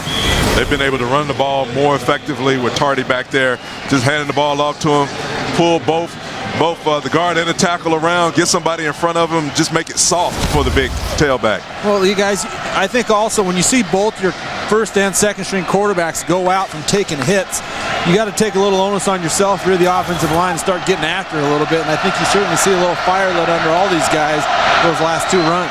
Tardy again on the ground, cutting it back. Nicely done inside Husky territory at the 47-yard line. First down, a gain of 11 yards. That'll stop the clock. Now it's going to be interesting with this field position to see if Paul Wolf has enough confidence in Wagner, Jason, to give him an opportunity to put the football in the air. Yeah, well, he's going to have a lot of confidence because right now you're just trying to do damage control, I think. But what the Cougars have done in that run game is put that circumstance in his mind. And off to Tardy, and nothing on that play. Yeah, I think you're going to go to the locker room and just try and stop the gaps and not cause any further damage and hope you can come out with a healthy quarterback in the second half. And that was the final play in the first half. And Paul Wolf and Todd Sturdy, the offensive coordinator, they've got some brainstorming to do at halftime with Dan Wagner at quarterback. We'll see if there might be a chance for Lobestall to come back. It certainly looked like Lapina's evening was over. Well, 13-0 at half. Huskies in front of the Cougars. We hand it off to Brad Adam. Brad? Well, Tom, thank you very much. I'm going to hand it off to these former quarterbacks. First, you, Jason Gesser, your initial thoughts on the first half? First half, defense is playing great. They gave up 2 big plays, that's it. Washington State has done a great job up front. UW is controlling the line up front. Damon? Yeah, we're, I think, getting control of this game right now. We struggled a little bit early. We had the penalties, the drop balls, but I think we found our ground. And I think going forward here, they got their third-string quarterback in, bring the pressure, bring the hammer, and we should win. Only one touchdown in the first half. Locker to Curse covered 50 yards. UW up 13-0. We're back with the Avatar halftime report. We'll hear from both coaches and have highlights of the first half. The quarterback. Right. Well, you like the way that they ended that first half because they started to generate some momentum in that running game, got a couple of first downs, and let's see if they can start off the second half the same way that they ended it. And we are underway in the second half, and it will be Cougar football, and it does appear as though Marshall Lobestall will bring the Cougar offense out onto the field with a first down and 10 at the 25-yard line as you look at Dan Wagner. Well, guys, and regardless who starts at quarterback for the Cougars this second half, it's going to be on the offensive line to provide protection for anybody back there. Allow them to trust the play, set up the time for the play so they can convert. And remember, Lobostal was shaken up with helmet-to-helmet contact in the first half, handing off the ball to James Tardy. And Tardy out across the 30-yard line. Dwight Tardy with the carry. Well, that's the good start to the second half. That's what you want to see. Hand the ball off to the running back, let him make some yards, take the pressure off the quarterback, especially now having to drop back with a shaky offensive line and to be able to try to make some plays in the second half. Dwight Tardy with 8 carries, 26 yards, the leading rusher for the Cougars here tonight. And again, if you're just joining us and you're wondering what is going on offensively with Lobostal looking to the sideline, this is how the Cougars do it. He'll look over to the sideline, get the play, and the execution, another handoff to Dwight Tardy. And that'll bring up 3rd and short for the Cougars. Well, you see Dwight Tardy, just banging it up there and getting a couple of good hard yards. But one of the things that Paul Wolf said that he wanted in order for this offense to develop some consistency is there has to be that trust factor in place. He has to trust that his offensive linemen are going to block the guys that they need to up front, and he'll be able to step into his throws and deliver the football.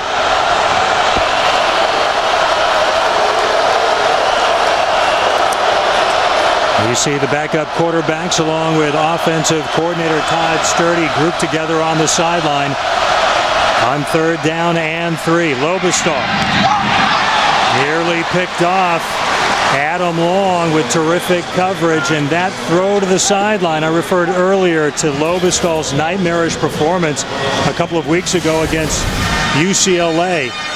It was the throws to the sideline that those corners were able to break on and come up with interceptions, and the Cougars dodging a bullet right there. We see Todd Sturdy talking to Lobostal on the sideline. That out route right there is so much based on timing.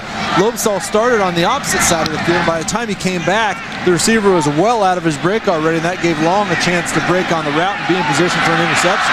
Kevin Aguilar fielding the punt from Reed Forrest. Good punt for the Cougars as Huskies will take over after a modest return by number 9. Jake Locker heads out for his first possession here in the second half. Jake, 10 of 19 in the first half, 144 yards and a touchdown. That's a 50-yard connection to Jermaine Kearse. So the Huskies will have it 1st down and 10 at their own 25-yard line, looking to really put a hurt on this Cougar football team if they can add to a 13-0 lead. 2 wide receivers to the right for Locker. Polk with room and out near a 1st down at the 35-yard line. Well, that's one thing the Cougars don't want to see. Is they won't want to see a healthy dose of Chris Polk this second half. Let me tell you something, because this guy, once he gets going north and south, he's hard to bring down. There you see him just dragging a guy for about another 2 yards to get the 1st down. Xavier Hicks Jr. with the stop for the Cougars, but not before a new set of downs for the Huskies. Locker will operate out of the shotgun on 1st and 10 from his own 35.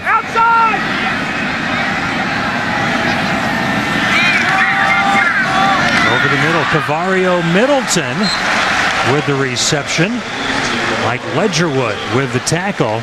Cavario Middleton with his first catch in the game, and of course on Monday he made a little bit of news regarding the Apple Cup. He was asked by a local reporter what he thought of the point spread of about 24.5 points, and he said, I don't know much about that. Our plan though is to score 50. So that added a little fuel to the fire, and the Huskies certainly have a ways to go to get to that 50-point plan that he was talking about. Locker with room, still in bounds. Actually called out at the 41-yard line. Well, here you can see that Washington and Washington State went in the second half and tried to make halftime adjustments, and they probably saw something in the first half where they could get Jake Locker out on the corner, play fake, just freeze the defense for a second, let him get out on the corner, use his speed. Great 1st down right there. If he hadn't stepped out of bounds, it'd have been interesting to see if he would have been able to take it the distance. Number 43, Alex Hoffman Ellis, just getting enough contact on Locker to get him maybe out of bounds by about a half inch, but it was a huge half inch. The Huskies now operate first down and 10 at the Cougar 41. 3 carries for Jake Locker, 28 yards. That one a 16-yard run. Pitch by Polk out of the backfield. Gain of 2 on first down. Guys, on that previous run by Jake Locker down the sideline, we talked about all the great things that defensive end Travis Long has done for the Cougars in his true freshman year. That time, they picked on him a little bit and did a little zone read. He's just reading Long. If he crashes down, he keeps it. If he stays with Locker, he doesn't. Long crash down and turn into a big play for the Dogs. Today's first and 10 marker is brought to you by the Emerald Queen Hotel and Casino. Second down and 8. Locker with 2 receivers to his right. Aguilar and Curse. The handoff to Polk. And nothing there. It's defensive penetration by that Cougar defense. You look at Andy Mattingly, number 45 right there. Also Hoffman Ellis. Ledgerwood has had a very productive night. 8 tackles in the first half for the backup linebacker out of Kennewick, number 44. Well, they dropped the safety down in the box to help support with the running game against the run. So if Washington can see that and they can make an adjustment at the line of scrimmage, they could probably hit it for a big pass having a single safety in the middle. Third down and 7.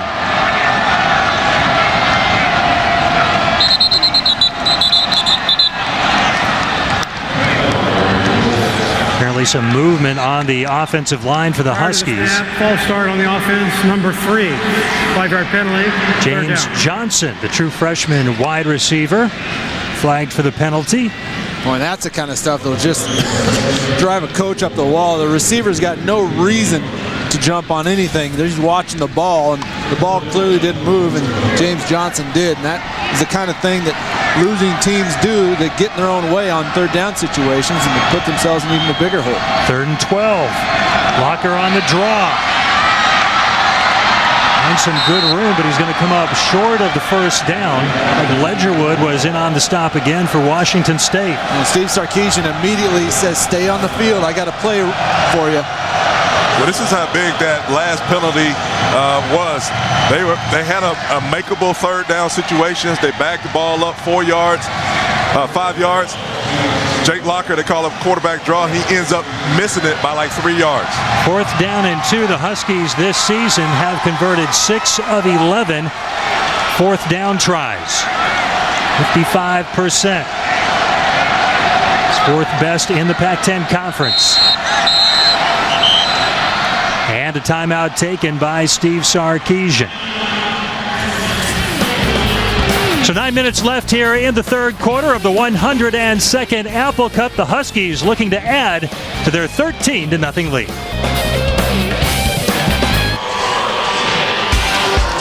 Some happy Husky fans with their team leading the Cougars 13-0. 9 minutes left in the third quarter, and Jake Locker and company looking at a 4th down and 2 from the Washington State 33-yard line. That's Curse in motion.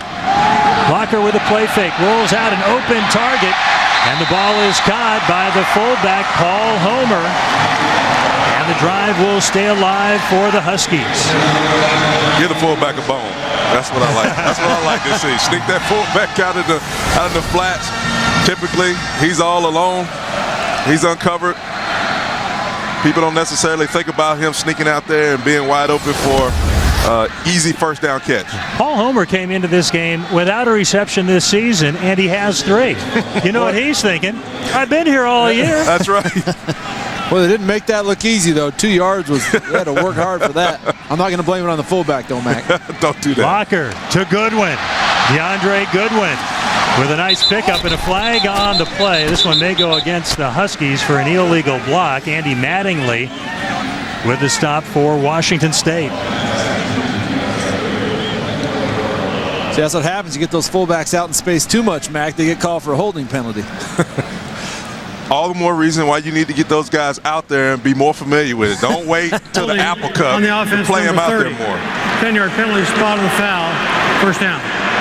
All right, it was a hold against Paul Homer. We'll take a second look at this. Come on, Paul. Make a play. Oh, you got to let go right there. never a good idea, especially a bad idea when you're about 3 feet from the official. No, you can't get your hands on the outside of a guy. You got to get him on the inside. That way the referee can't see that. Well, he's used to blocking guys that have a whole lot more inside to grab. That air Justin is all about 160 dripping wet. So first down and 15 now for the Huskies. I formation. Play fake. Locker with a lot of time. Wide open, it's Homer. His new favorite target, and the fullback down near the 22-yard line. So Jason, talk about this. Again, here's Paul Homer, no catches coming into this game. Now he has 4. Obviously, this has been game planned specifically because of something Steve Sarkisian saw in that Cougar defense. Well, I think one of the things that the Cougars do, because of personnel, they play a real loose covered zone, which leaves a lot of underneath stuff. And certainly within a game, you'll game plan certain plays. You're not trying to get a ball to anybody necessarily, but you take what the defense gives you, and Jake's doing a good job of finding number 30 here tonight. An 11-yard gain, second down and 4. Polk, out of room, first down and more for Chris Polk, down near the 12-yard line. One of his better runs in this Apple Cup. The Huskies are threatening deep in red zone territory. So your Paul Homer is just getting it done here in the second half.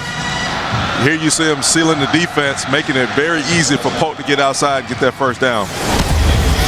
Huskies this season in the red zone, 33 trips. They've scored 28 times. That's a combination of touchdowns and field goals. They've scored 16 TDs. It's 48% clip. Let's get a good look at Mike Ledgerwood.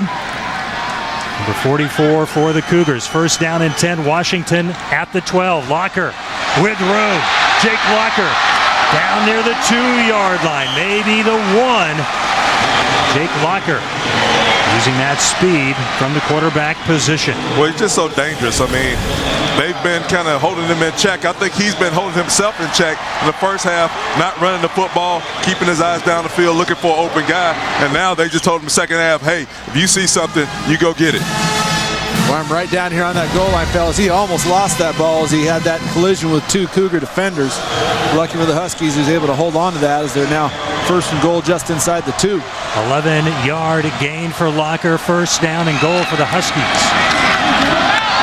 Polk, touchdown.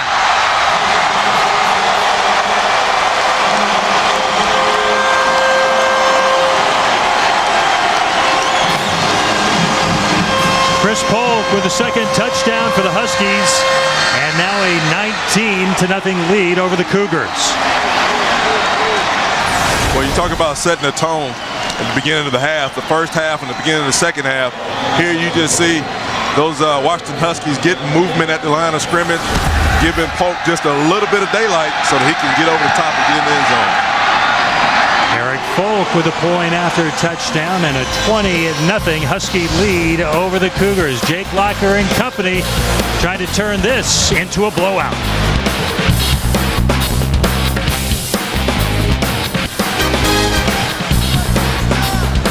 Avatar at James Cameron movie event showcases the Apple Cup on FSN. Avatar in theaters December 18th. Welcome back to Husky Stadium in Seattle, the 102nd Apple Cup, and the Washington Huskies in front of the Washington State Cougars 20-0 as you look at Chris Polk, who scored that last TD from a yard out for the Huskies, and he'll get right on the bike and stay loose for the next offensive possession for Washington as Eric Folk kicks off.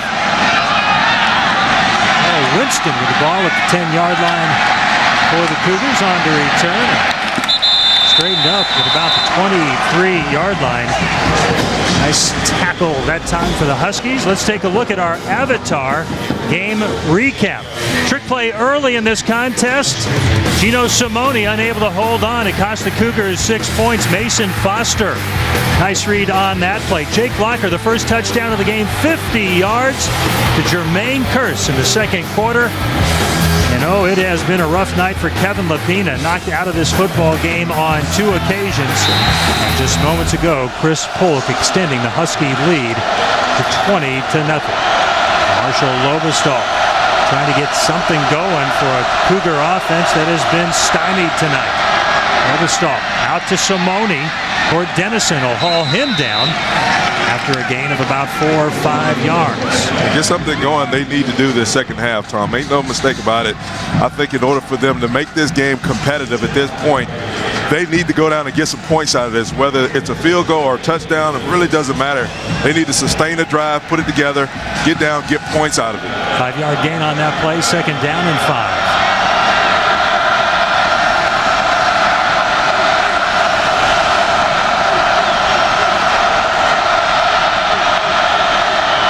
At 10 for Lobestall. Handoff, Dwight Tardy. Not much there. Nice tackle by Donald Butler, the middle linebacker. That's really the strength of that Husky defense, Mac, those linebackers. Foster, Butler, E.J. Savannah before he got hurt, but Cord Dennison has done a nice job filling in for him. That's the thing that I think really makes this defense go, is that they all can run. And at linebacker position. Foster's forced 5 fumbles this season. That's tops in the conference. 3rd down and 4 for the Cougars.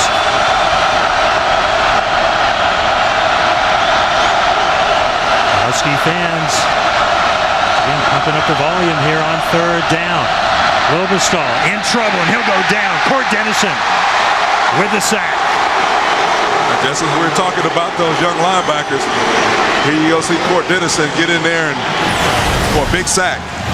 2nd sack of the season by Cord Dennison. Jason, very difficult. It's going to be now the rest of the way, I would think, for Lobestall. They've got to turn away from the run, go more to the pass, and that Husky defense just getting those starting blocks and go. Yeah, they know they're going to be throwing the football, and as a quarterback, you get to that situation where you get hit a lot, and all of a sudden you feel that pressure even sooner than maybe it's getting there. So your reads are getting made a lot faster. You're not getting rid of the football, and you see what the end result is, either a sack or sometimes a bad throw. Marshall Lobestall feeling the heat from Cord Dennison, and certainly more heat coming his way with his team down 20.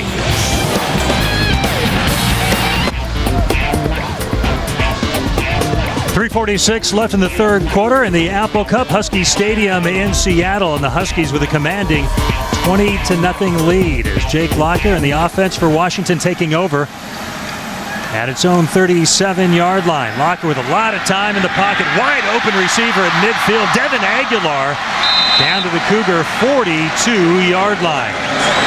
And with all that time, those Cougar defensive backs could not hang with Devin Aguilar. No, he had a lot of time sitting in the pocket. I'm sure Marshall Lobestall was wishing he was on the other side, wishing he had that kind of time to find open receivers. But there you see Devin Aguilar just sitting in that hole right there and waiting for the ball to get there. Made some good things happen. Linebacker Myron Beck just simply lost Aguilar, a 21-yard gain for the Huskies and a 1st down. Locker picked off. Xavier Hicks Jr. with the interception, still on his feet at the 40. And finally brought down around the 41-yard line. Xavier Hicks Jr. with the interception. Junior out of Fullerton High School in California. I tell you what, Tom, that's one of the hardest throws to throw as for a quarterback. Maybe Jason can speak to that a little bit more than I can, but trying to throw over a guy in the hole when you got a deep defender and you have a shallow defender, trying to squeeze the ball in between them and get a little bit of air under there, that's very hard to do. Well, in my estimation, watching that play, I think Jake made his pre-snap read. He never came off of it. Saw what he thought at the line of scrimmage was the coverage that was going to allow that route. Then he just stared it down the entire way. And with Xavier Hicks, you've been back there for the last 3 years. All you got to do is read the quarterback's eyes, and you got to put that one on Jake. Double reverse here for the Cougars. Daniel Blackledge forced out of bounds after a short game. You see Foster using his speed to run that play down from the back. But, boy, I tell you what, when you throw interceptions, this is what happened to you. You got to keep your head on the swivel out there, Tom, especially if you're the quarterback, because everybody's going to take a shot at you when they can. That was Casey Hamlin delivering the blow against Jake Locker. 4-yard gain on that last play for the Cougars. Trying to generate some offensive momentum in the wake of that interception. Right, Tardy. Nice cutback move. Tardy at midfield. Leaps over one of his own players and is down at the Husky 45-yard line. Boy, you got to get the feeling that that interception gave the Cougar offense a little bit of life. These guys have been playing a lot more inspired on these last two plays, especially running the football, which is something they haven't done well up until this point. Jared Carstetter making a nice human hurdle for Tardy to deal with right there. Tardy couldn't believe he was that wide open in the second. Found some breathing room. They are now up to, as a team, 59 yards rushing on 23 carries. Tardy 11 carries for 40 yards. Play fake. Lobostal in trouble. Drilled. Remember, he's been knocked out of this game already as Nate Williams came up from his strong safety spot. A little bit of a hurt on Marshall Lobostal. Well, you see this. I mean, Marshall Lobostal is forced to throw across his body. They bring a little safety blitz. It's a pressure that they have not seen yet tonight. Lobostal caught off guard by it and saw it just in time, ready to get rid of that ball so as not to take the big loss. Second down and 10 at the Husky 44.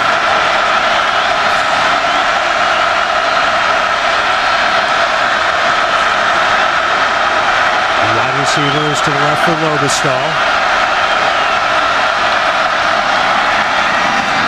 Out to Tardy with room. Down to the 37-yard line before Mason Foster makes the stop. Good job of just taking what the defense gives you on that one. Don't try and force anything, especially for Lobostal. Get the ball out of your hands as quick as you can. Get it into a guy, get the ball in the guy's hands who knows what to do with it. 7-yard pickup on the play, third down and 3, and the Cougars looking to make this a two-possession game. If they can punch this ball into the end zone, they've got some more work to do.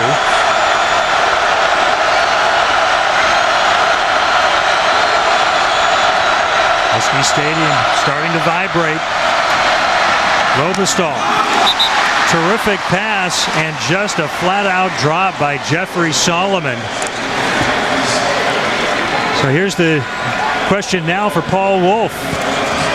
I don't think there's any question to it. I think you go for it. At this juncture in the game, you got 1:31 left in the third quarter. They're down by 20 points. I think to get anything going, make any kind of a spark for their team, they've got to go for it. Fourth down and 3. Solomon to the left. Carstetter and Simone to Lobostal's right.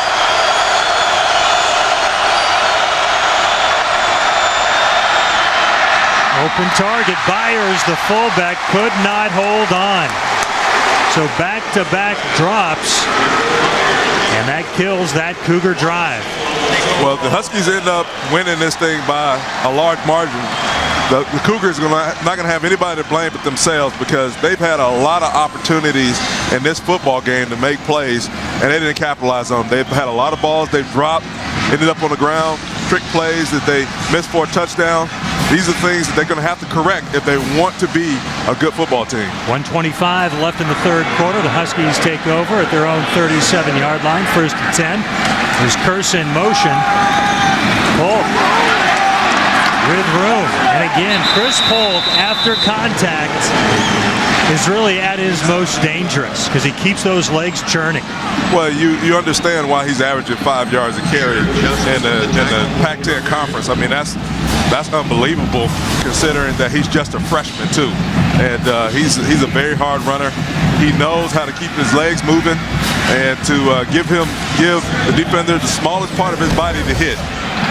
9-yard gain before Eric Justin made the stop. Second down. Polk with a first down. Glanced up at the scoreboard. They had it as 5th down. I did not realize there was one available. But you know, it's the Apple Cup. All bets are off. Anything can happen. It's like the 19th hole. That comes a little bit later. I see.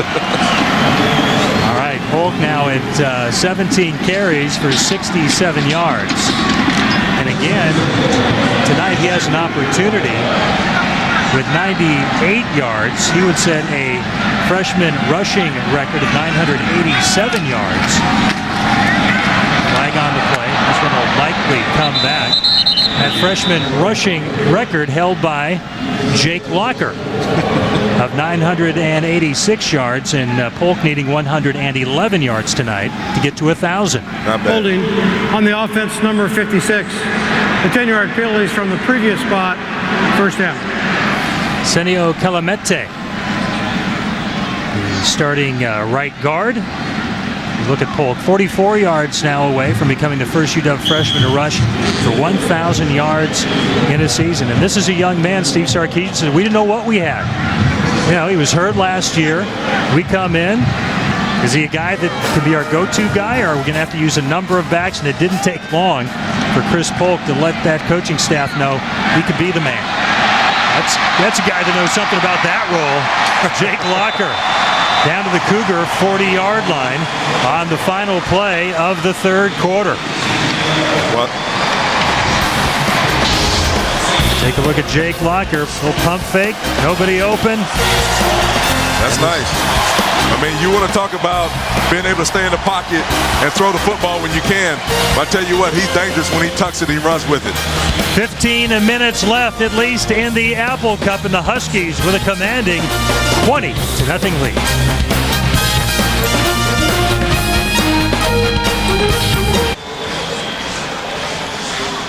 You know, it may be a bad hair day, but it's a good football day if you're a Husky fan so far. A 20-0 lead. Start the fourth quarter as Chris Polk picks up the first down and more. Huskies with a 20-0 lead. Well, I think we're going to see a steady diet of Chris Polk in this fourth quarter here. Try and run as much time off that clock as we can.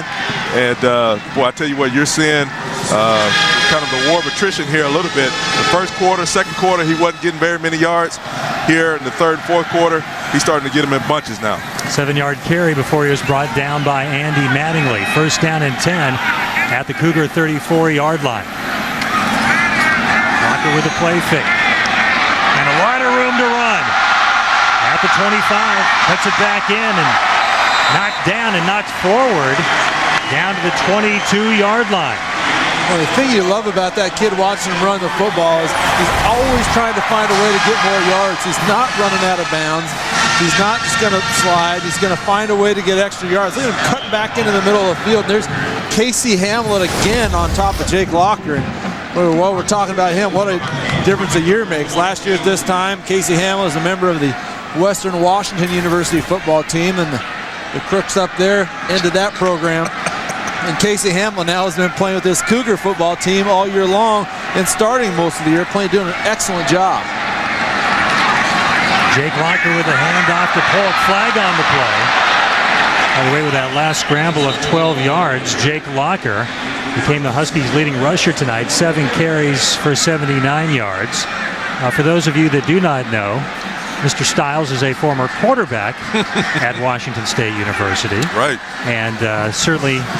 There were 2 fouls in the play. Holding on the offense, number 71. Personal foul, face mask on the defense, number 26. Those penalties offset, replay. I think I said Jason at Washington State, Western Washington University, and they eliminated their football program it's about a year ago. Jason's got some strong feelings about that. He does. Casey Hamlet, though, has landed on his feet and out of Edmonds Woodway High School, and then went to play for the Vikings. And the young man, some calls were made, and he's made the most of his opportunity in Pullman. He's done a great job stepping right in. I think it speaks a lot to that level of football and to the willingness of Casey Hamlet to take a challenge on and meet it head on. He's done a heck of a job. First down and 10 after the offsetting penalties. And Jake Locker tripped up. And that'll be a loss on that play. Check out our fan pulse. Who is the star of this Apple Cup game so far?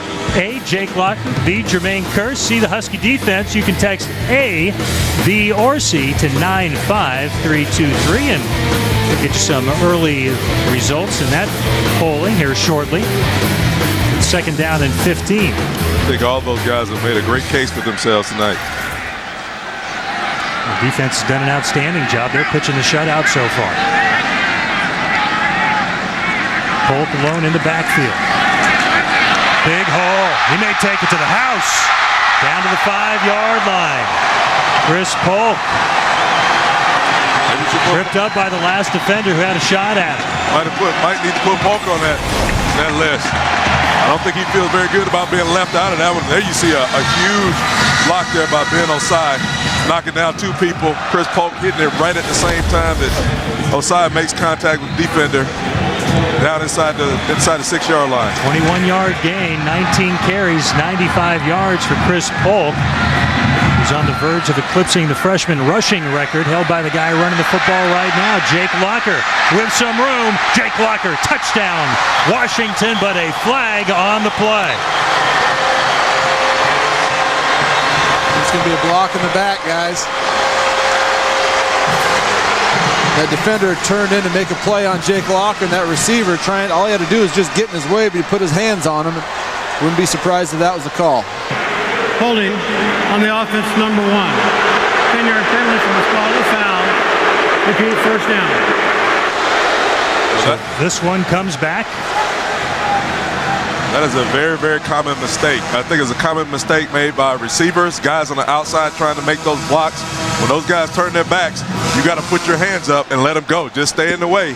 And also, as a runner, when you're running the football, you got to understand that the more you keep bouncing the play outside, the harder it's going to be for those guys to block the defender legally. Well, Jake Locker, currently voted the star of this Apple Cup.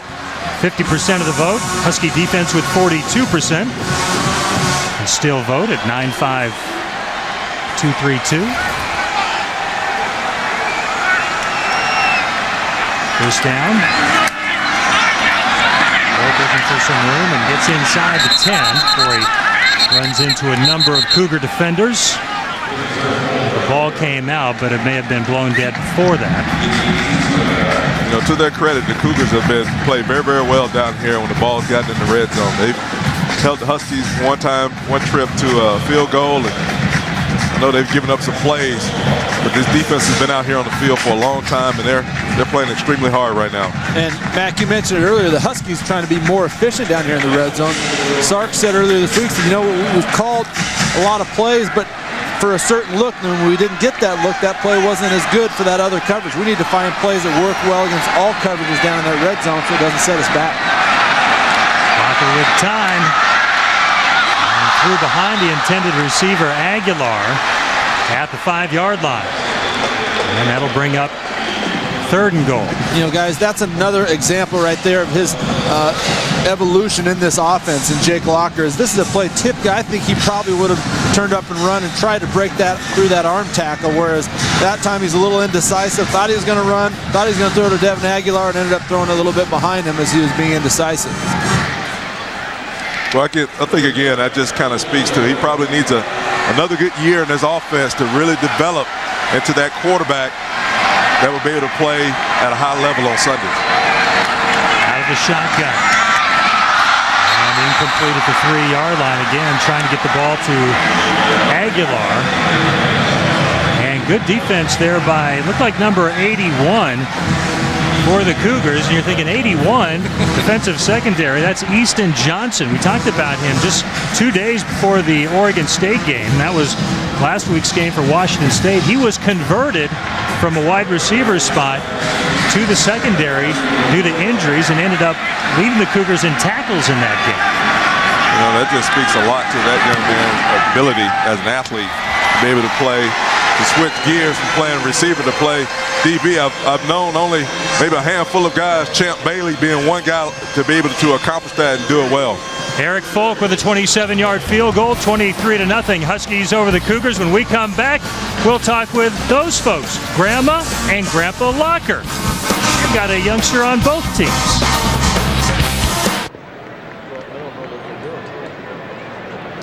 Welcome back to the Apple Cup here on FSN. I am Angie Mentink, and Apple Cup week is very difficult for a lot of people because sometimes you have split families, and I'm here with one of those families. I'm here with Grandma and Grandpa Locker, Grandma and Grandpa of Jake Locker of the Huskies and Casey Locker of the Cougars. So Grandma or Barb, tell me how you combat, rooting for both sides.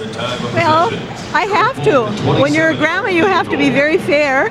And so Casey's not playing, but he's on the field, so we have to have Cougar, and then we have Huskies. And it's my understanding a friend of yours made that scarf for you? Joan Beller, a good friend, yes, made it for me, and I just really like it.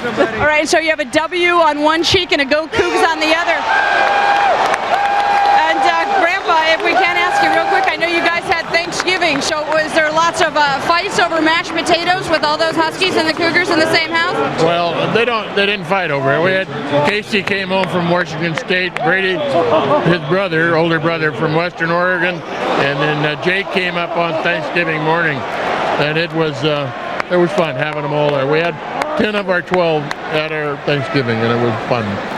Grandpa, thank you very much. We appreciate it, Hugh. And guys, there is a tailgate afterwards where both the Huskies and the Cougars, the whole entire Locker family, will be together. All right, Angie, thanks so much. We have an injured Cougar on the play after that kickoff return, and I've not been able to pick up his number. But a big hit delivered on the returner, Carl Winston, by Nate Fellner. Winston, number 32. There's the hit by Fellner. The player, though, to the left, could not pick up his number on that shot on the ground. Nate Fellner, by the way, the grandson of former Cougar football coach Jim Sweeney. Well, I'll tell you what, he got through and made a big-time hit on that, but that young man that's still laying on the ground out there, he was the outside of the wedge, and I think he took the brunt of that lick being in the wedge. Sometimes that's where your biggest collisions come. And he seems to be moving. All right, well, they tend to the injured player. We'll take a timeout. 10:58 left in the fourth quarter. It's all Huskies, 23-0.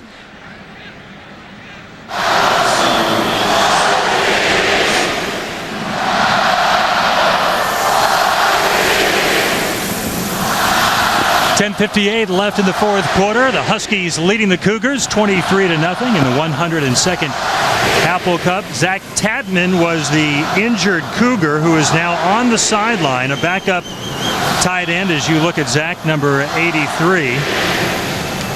And may have been dinged a bit, a little wobbly as he came off the field. And it appears as though the Cougar trainers are just kind of testing him right now. Marshall Lobestall getting some pressure. He's hit hard. Intended receiver Gino Simone unable to haul it in. At the 43-yard line as Nate Williams came flying in and applied some heat to Lobestall. Tell you what, I know it's cold tonight, but I think Marshall Lobestall is going to have to need it. He's going to need to get in the ice tub tonight or sometime in the morning because he's taken a lot of pounding tonight and been on his back a lot. And if you missed it earlier, the starter at quarterback, Kevin Lapina, was knocked out of this ball game twice and has been unable to return after that second injury, which apparently was to his right leg. Second down and 10 for the Cougars. Tardy. That play getting strung out nicely by Mason Foster. No gain on that play. You know, at some point you got to realize that against these quick linebackers of the University of Washington, you're not going to be able to run to the sideline. You're not going to outrun those guys. At some point you got to turn the ball up and start running north and south. Third down and 10.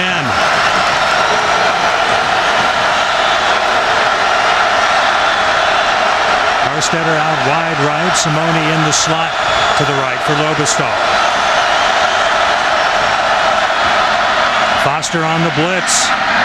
Lobestall short hops it to Carstetter at the 39-yard line. And that'll bring up fourth down and bring the punter Reed Forrest on for Washington State. That's got to be frustrating too. One of the few times that Lobestall's been able to roll out, just fully step into a throw, and he just downs it. You see that he took that extra long stride when he threw that. As a quarterback, when you take longer strides, oftentimes you're going to throw that ball into the ground. Same as if you take a little bit shorter stride, you're obviously going to throw that ball a little bit high. Marshall Lobestall's mechanics, his fundamentals weren't there on that play. Sixth punt of the night for Forrest. He's averaged just over 42 yards per punt. And that ball will bounce out of bounds. And it'll be Husky football. Today's 1st and 10 marker is brought to you by the Emerald Queen Hotel and Casino, welcoming the Spinners Friday, December 11th. For tickets, go to emeraldqueen.com. First down and 10 for the Huskies after the 29-yard Reed Forrest punt. The Dogs take over at their own 46. Chris Polk is right now tied with Jake Locker for the freshman rushing record. It is now his as he goes into Cougar territory at the 48-yard line. So Chris Polk moves past Jake Locker as the all-time freshman rushing leader at Washington. This is a great job of running with the football. I mean, he just lets all the rest of those guys kind of clear out as he runs that little stretch play, brings it all the way back across, gets his shoulder pads going north and south, and made that look really easy. 21 carries, 103 yards, add to the total as he nears 1,000 yards down to the 35-yard line. And that may have gotten Chris Polk to 1,000 yards. The first freshman running back to reach that milestone in Husky history. Let's see where they mark it. That is, he's at 116 yards. That's 1,005 yards on the season for Chris Polk. Well, that's just remarkable. Consider how much they've struggled on offense and as a team to have that type of accomplishment as a running back. I think that says a lot about him and his teammates. And another big chunk of yardage, close to a 10-yard gain. And there have been some outstanding backs over the years here at Washington, and he's certainly adding his name to a lengthy list, and just a freshman. He's just a freshman, and he's the only one that's accomplished that. So far, he's going to be the guy to watch for the next couple of years around here, and I'm sure the Husky fans are excited that he's playing here and not someplace else. Well, and guys, I think too, when you got a 1,000-yard back, regardless whether he's a freshman or a senior, a lot credit's got to go to those big boys up front. You know, they've been maligned, have this offensive line for the Huskies, and that's certainly something to build on and something they can take a lot of pride in. Polk again, you think about guys like Napoleon Kaufman and Jock Robinson and Joe Steele back in the day out of Blanchette High School, to name just a few. And apologies to anyone. Corey Dillon. I've heard of that guy. He had a pretty decent NFL career. Pretty decent. Of course, Corey transferred into the UW, did not have 4 full years here, but made an impact in a major one while he was here. It was short-lived, but he made a huge impact. 24 carries, 127 yards for Polk. 25 carries now, a short gain on first down. Clock continues to roll. 7:43 left in the fourth quarter. Well, this is the time of the game where they want to see the offense really start grinding it out. Those offensive linemen got to dig their heels into the ground, come off the ball, fire. Make sure that they keep the ball moving, keep the chains moving, keep the clock moving. Most importantly, I know it's 7 minutes and 20 seconds left in the game, but this is really like the 4-minute offense. Locker with the pitch. Demetrius Bronson, Polk's backup, close to a first down before he's knocked out of bounds. Mike Ledgerwood down there. Also Terrence Hayward for the Cougars. Yeah, you got to be very careful. I know this is a kid not necessarily used to carrying the football a lot, but luckily he switched that ball, gets it in his outside arm, but you don't want to fumble the football. You don't want to get out of bounds. What's important about the 4-minute offense, you're trying to run time off the clock, stay in bounds. I'm sure that's probably going to be a point of emphasis that gets stressed to him when he gets back over to the sideline. Here's Bronson, a freshman. Locker still with the football, with room. Cuts it to the outside. And is it a touchdown? It is for Jake Locker.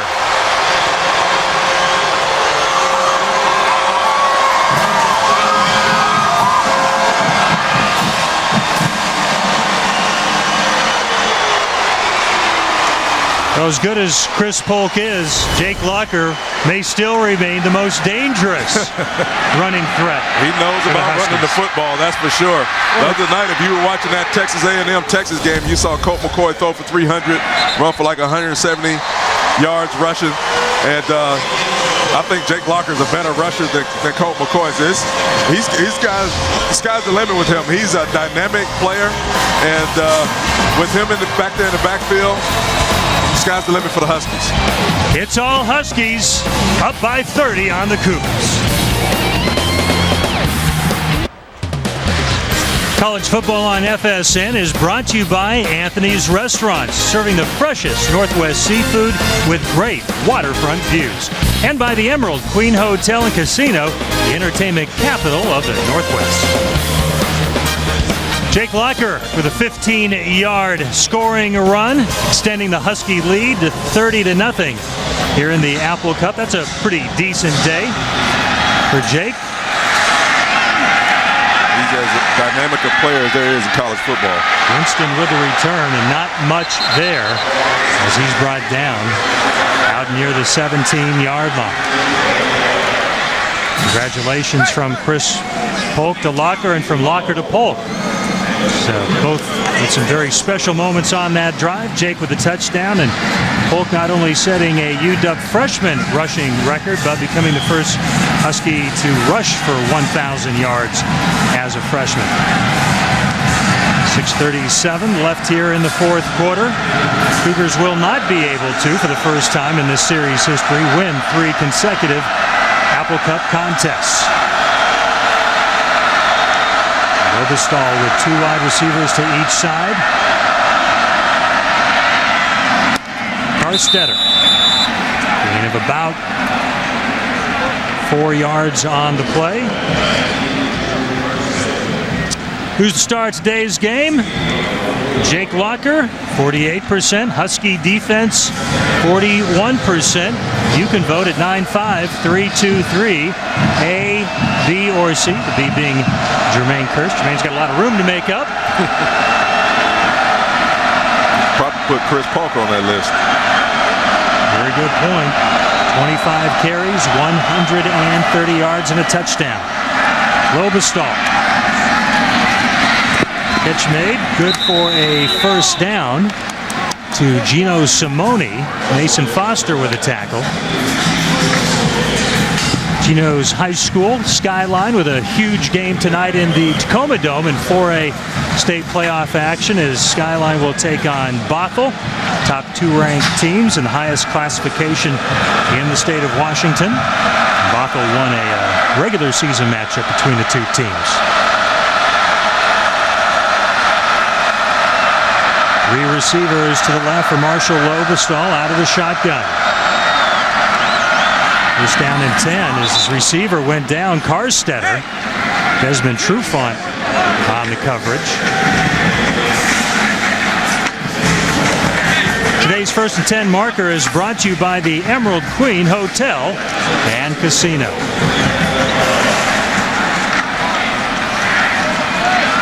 You know, talk about being positive, Tom. I asked Coach Paul Wolf, you know, what can you take away that's positive from this season? He's like, you know, all these kids know where they're at. They know that they're 1 and 10, and they know the work that they have in front of them in order to get to be a football team. The other thing he says, they've just taken on a challenge, working really hard, and having a good attitude. Loose football, knocked free by Josh Gage, and it looked like the Huskies recovered.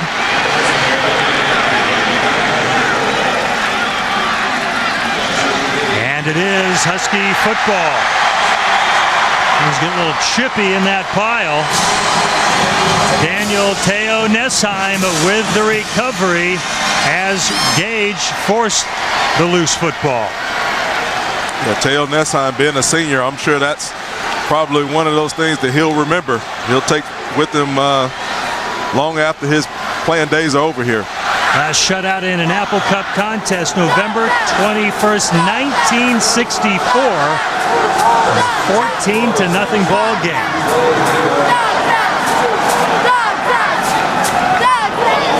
45 years? 45 years. You got to go back to find the last shutout involving these 2 teams.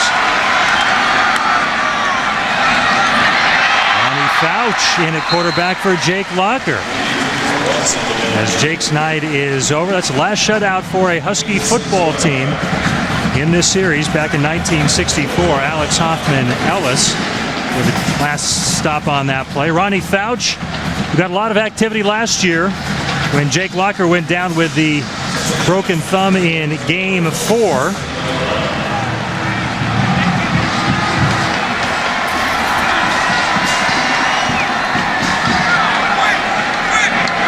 In 1968, the Cougars pitched a shutout in this series, 24-0 over the Huskies. 5-yard penalty, second down. All start against the Dogs. Ronnie Fouch, 6'1", sophomore out of Redlands, California. Last year's Apple Cup, Ronnie 11 of 16 for 99 yards. This is his first playing time at quarterback this season. Every other snap taken by Jake Locker. Wouldn't that be a big accomplishment for this program? I mean, to pitch a shutout against their cross-state rivals. I mean, you can't ask for it, but like you said, 45 years since that's been done. Regardless of...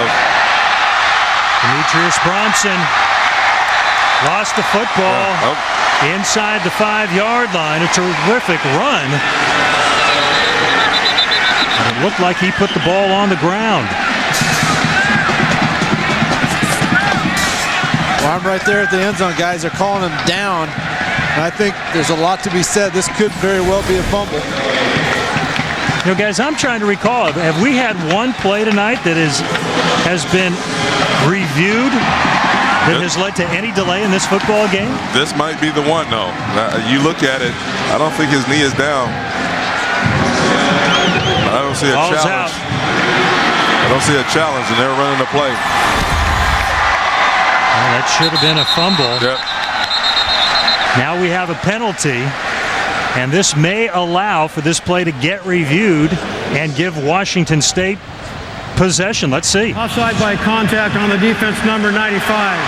Penalty is half the distance to the goal. First down.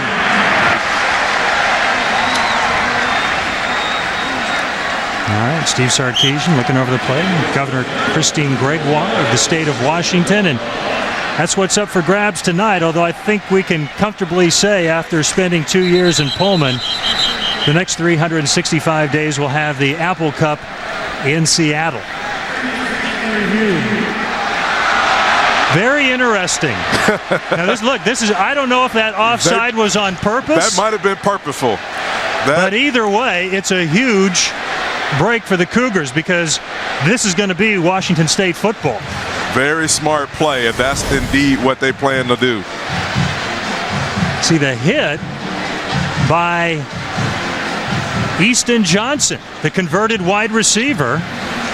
He started knocking that ball loose, number 81 right there. Hayward comes in. Yeah, he just pulled on it until it came out. Yeah, I think that's going to go Washington State's way. Well, this angle is definitive. That ball's out. He's not even close to the ground. Why it took him that long to review it, I'm not sure. The line judge on that side was real indecisive. I was standing right next to him and didn't know which way he wanted to go with that call. It was very, very late by the time he said that player was down. So on the field, it may have been some question, but clearly on the video, it shows that ball is loose. Well, it won't impact the outcome, but I would be curious if that was a Cougar defender intentionally drawing that penalty to prevent Washington from running the play. It is. That's a very clever heads-up play right there. So Bronson will likely get tagged with a lost fumble.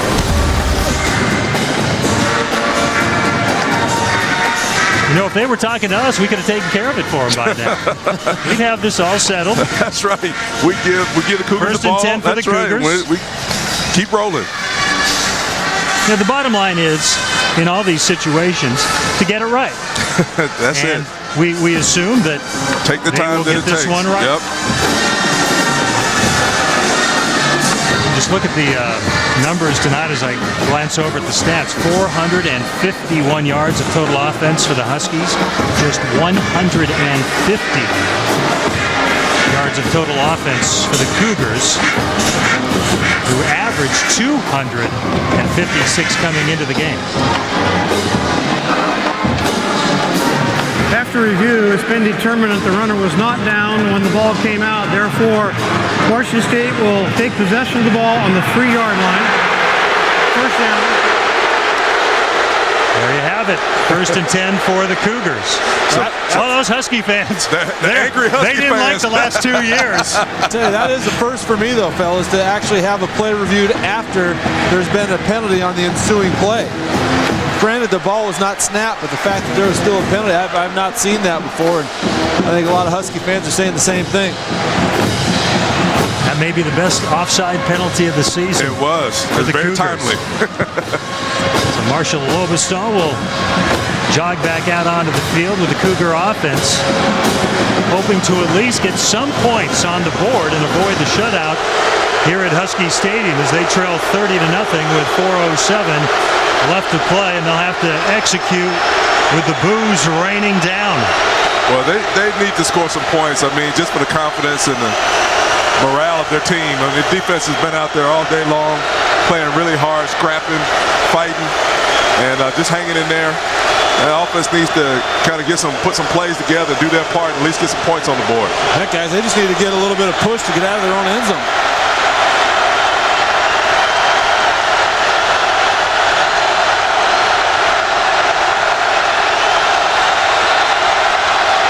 You can hear the fired up Husky fans. The handoff to Tardy, and nothing there. Josh Gage, number 24 with the stop. 6'2", 225 senior out of Huntington Beach, California.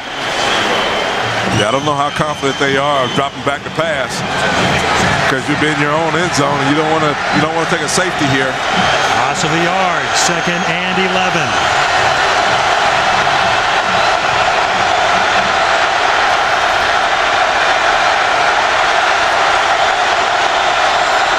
Receiver to each side for Lobestall.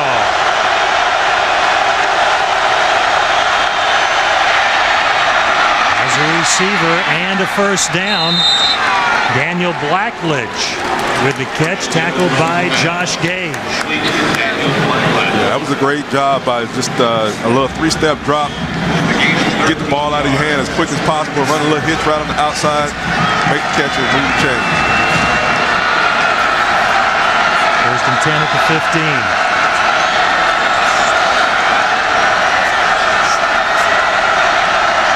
See the communication that takes place on that Cougar offensive line. Tardy going nowhere. And a loss of 2 yards on the play. Trenton Tuiasosopo, number 57, with the stop.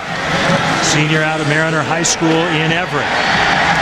And that's the frustrating part for Cougar fans is offensively, for every step this team takes forward, they take another step or even 2 steps back. And there's just no continuity whatsoever, and that's just the way it's been all year long. Trent, the cousin of former Huskies Marcus and Zach Tuiasosopo.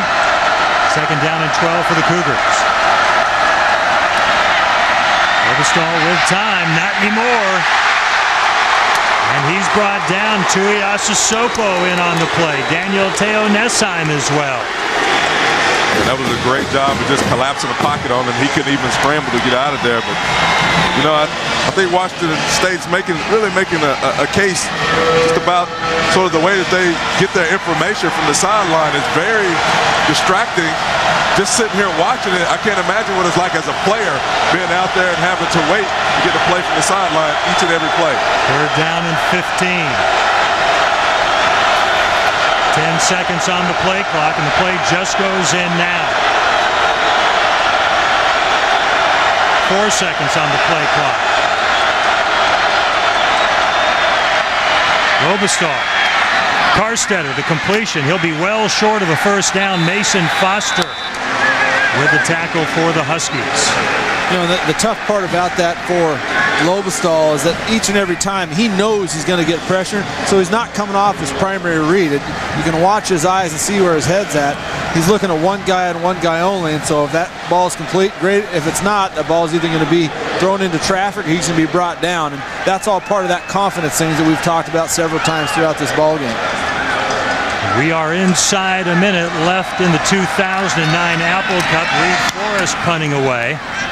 Devin Aguilar for the Huskies signals the fair catch and makes it near midfield. Got a Husky and a Cougar locked up back at the 35-yard line. They're separated. No harm, no foul on that play. And this is the final game of the season for Washington State. They'll be saying farewell to 14 seniors on the roster. For the Huskies, they'll be right back here next Saturday to wrap up the season and conference play against a very good California Golden Bear club. Well, this will be the type of win that they'll need to propel them into next week. Get ready for that football game. That's going to be, I'm sure, a very hard-fought game. Couch with a handoff. And carrying the football, Curtis Shaw for the Huskies. Let's take a look at our Whitmer moment. And it's Jake Locker getting it done on the ground. 10 carries, 94 yards through the air, a 50-yard touchdown on that play. Jake 18 of 28, 1 interception, 1 touchdown, 196 yards. It was a very Locker-esque performance as Jake Locker will be an Apple Cup winner for the first time in his career. And Shaw with the carry. 8 seconds, and that will do it.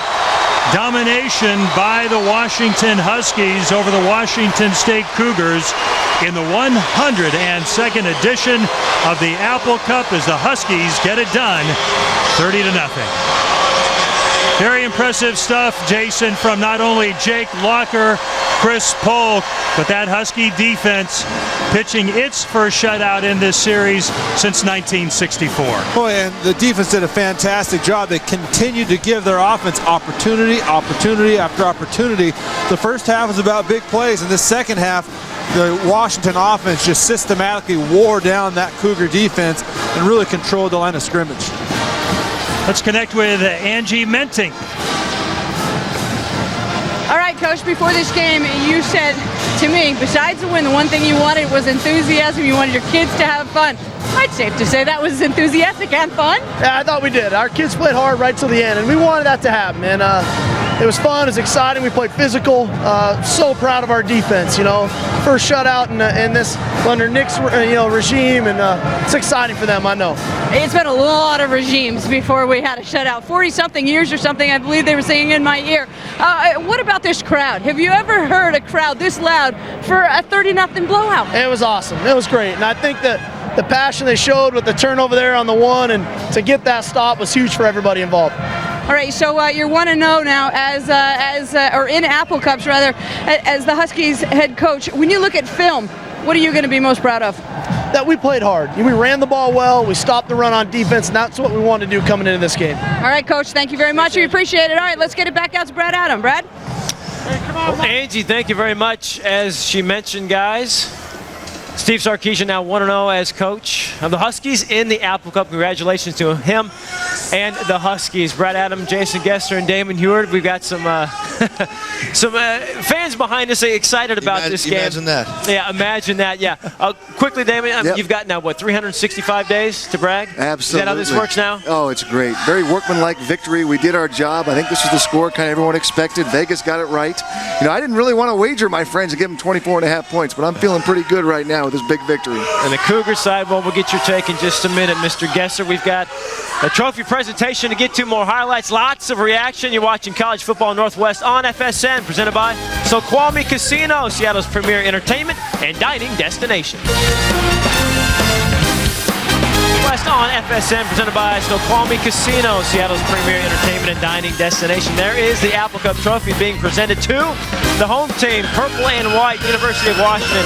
30-0 winners over Washington State. They claim the 102nd edition of the Apple Cup. There will be no three-peat for the Cougs. The Huskies dominate today, and gentlemen, we saw this game. When you get shut out, it's pretty easy to say that defense dominated you, and that was the case today, really setting the tone. UW's defense came to play today, Damon. Absolutely. Give lots of credit to Nick Holt and that defense. 30-0, shutting out any Pac-10 offense, holding them to 180 yards. There's something to build on there, and I think these guys will carry it on next week into the Cal game for sure. Here you see some of the highlights here. They rallied to the ball. big gang tackles. They hit the quarterbacks, whoever was in there, all day long in their face, gave these guys no time to throw the football. Again, lots of credit to Nick Holt. You know, this year they've kind of been labeled a bend, don't break defense. Well, today they didn't bend, today they didn't break. They broke off the Cougars in a big way, and it sure was fun to watch. So the defense dominates for the Huskies. Defense played pretty well for the Cougs as well, even though they lose 30-0. Kind of ironic to say their defense played well, but the X factor we talked about, Jake Locker, made the big plays, dominant player on the field today for the Huskies. This kid is special, and what he showed today, throwing the football, running the football, how he can take a game over on his shoulders, he's a special talent and really deserves and really from watching that game today, deserves all the credit he's been getting as a top quarterback in the country, and impressed me. Yeah, okay, impresses the Cougar, that's a good thing. Played in his first Apple Cup, won his first Apple Cup game, and Angie Menting just caught up with Jake on the field. All right, here we go. You told me earlier in the week that the one thing you wanted to do during your time here was beat the Cougars and win an Apple Cup. Is it as you imagined? Yeah, it was great. It was a great experience. You know, obviously there's a lot of emotions leading up to this game, and to be on the winning end of things is it's an awesome feeling. All right, you had the rushing record for a freshman. Chris Polk beats your record, gets to over 1,000 yards. The first player to ever do that at the University of Washington. I imagine you don't mind, though. I'm proud of it.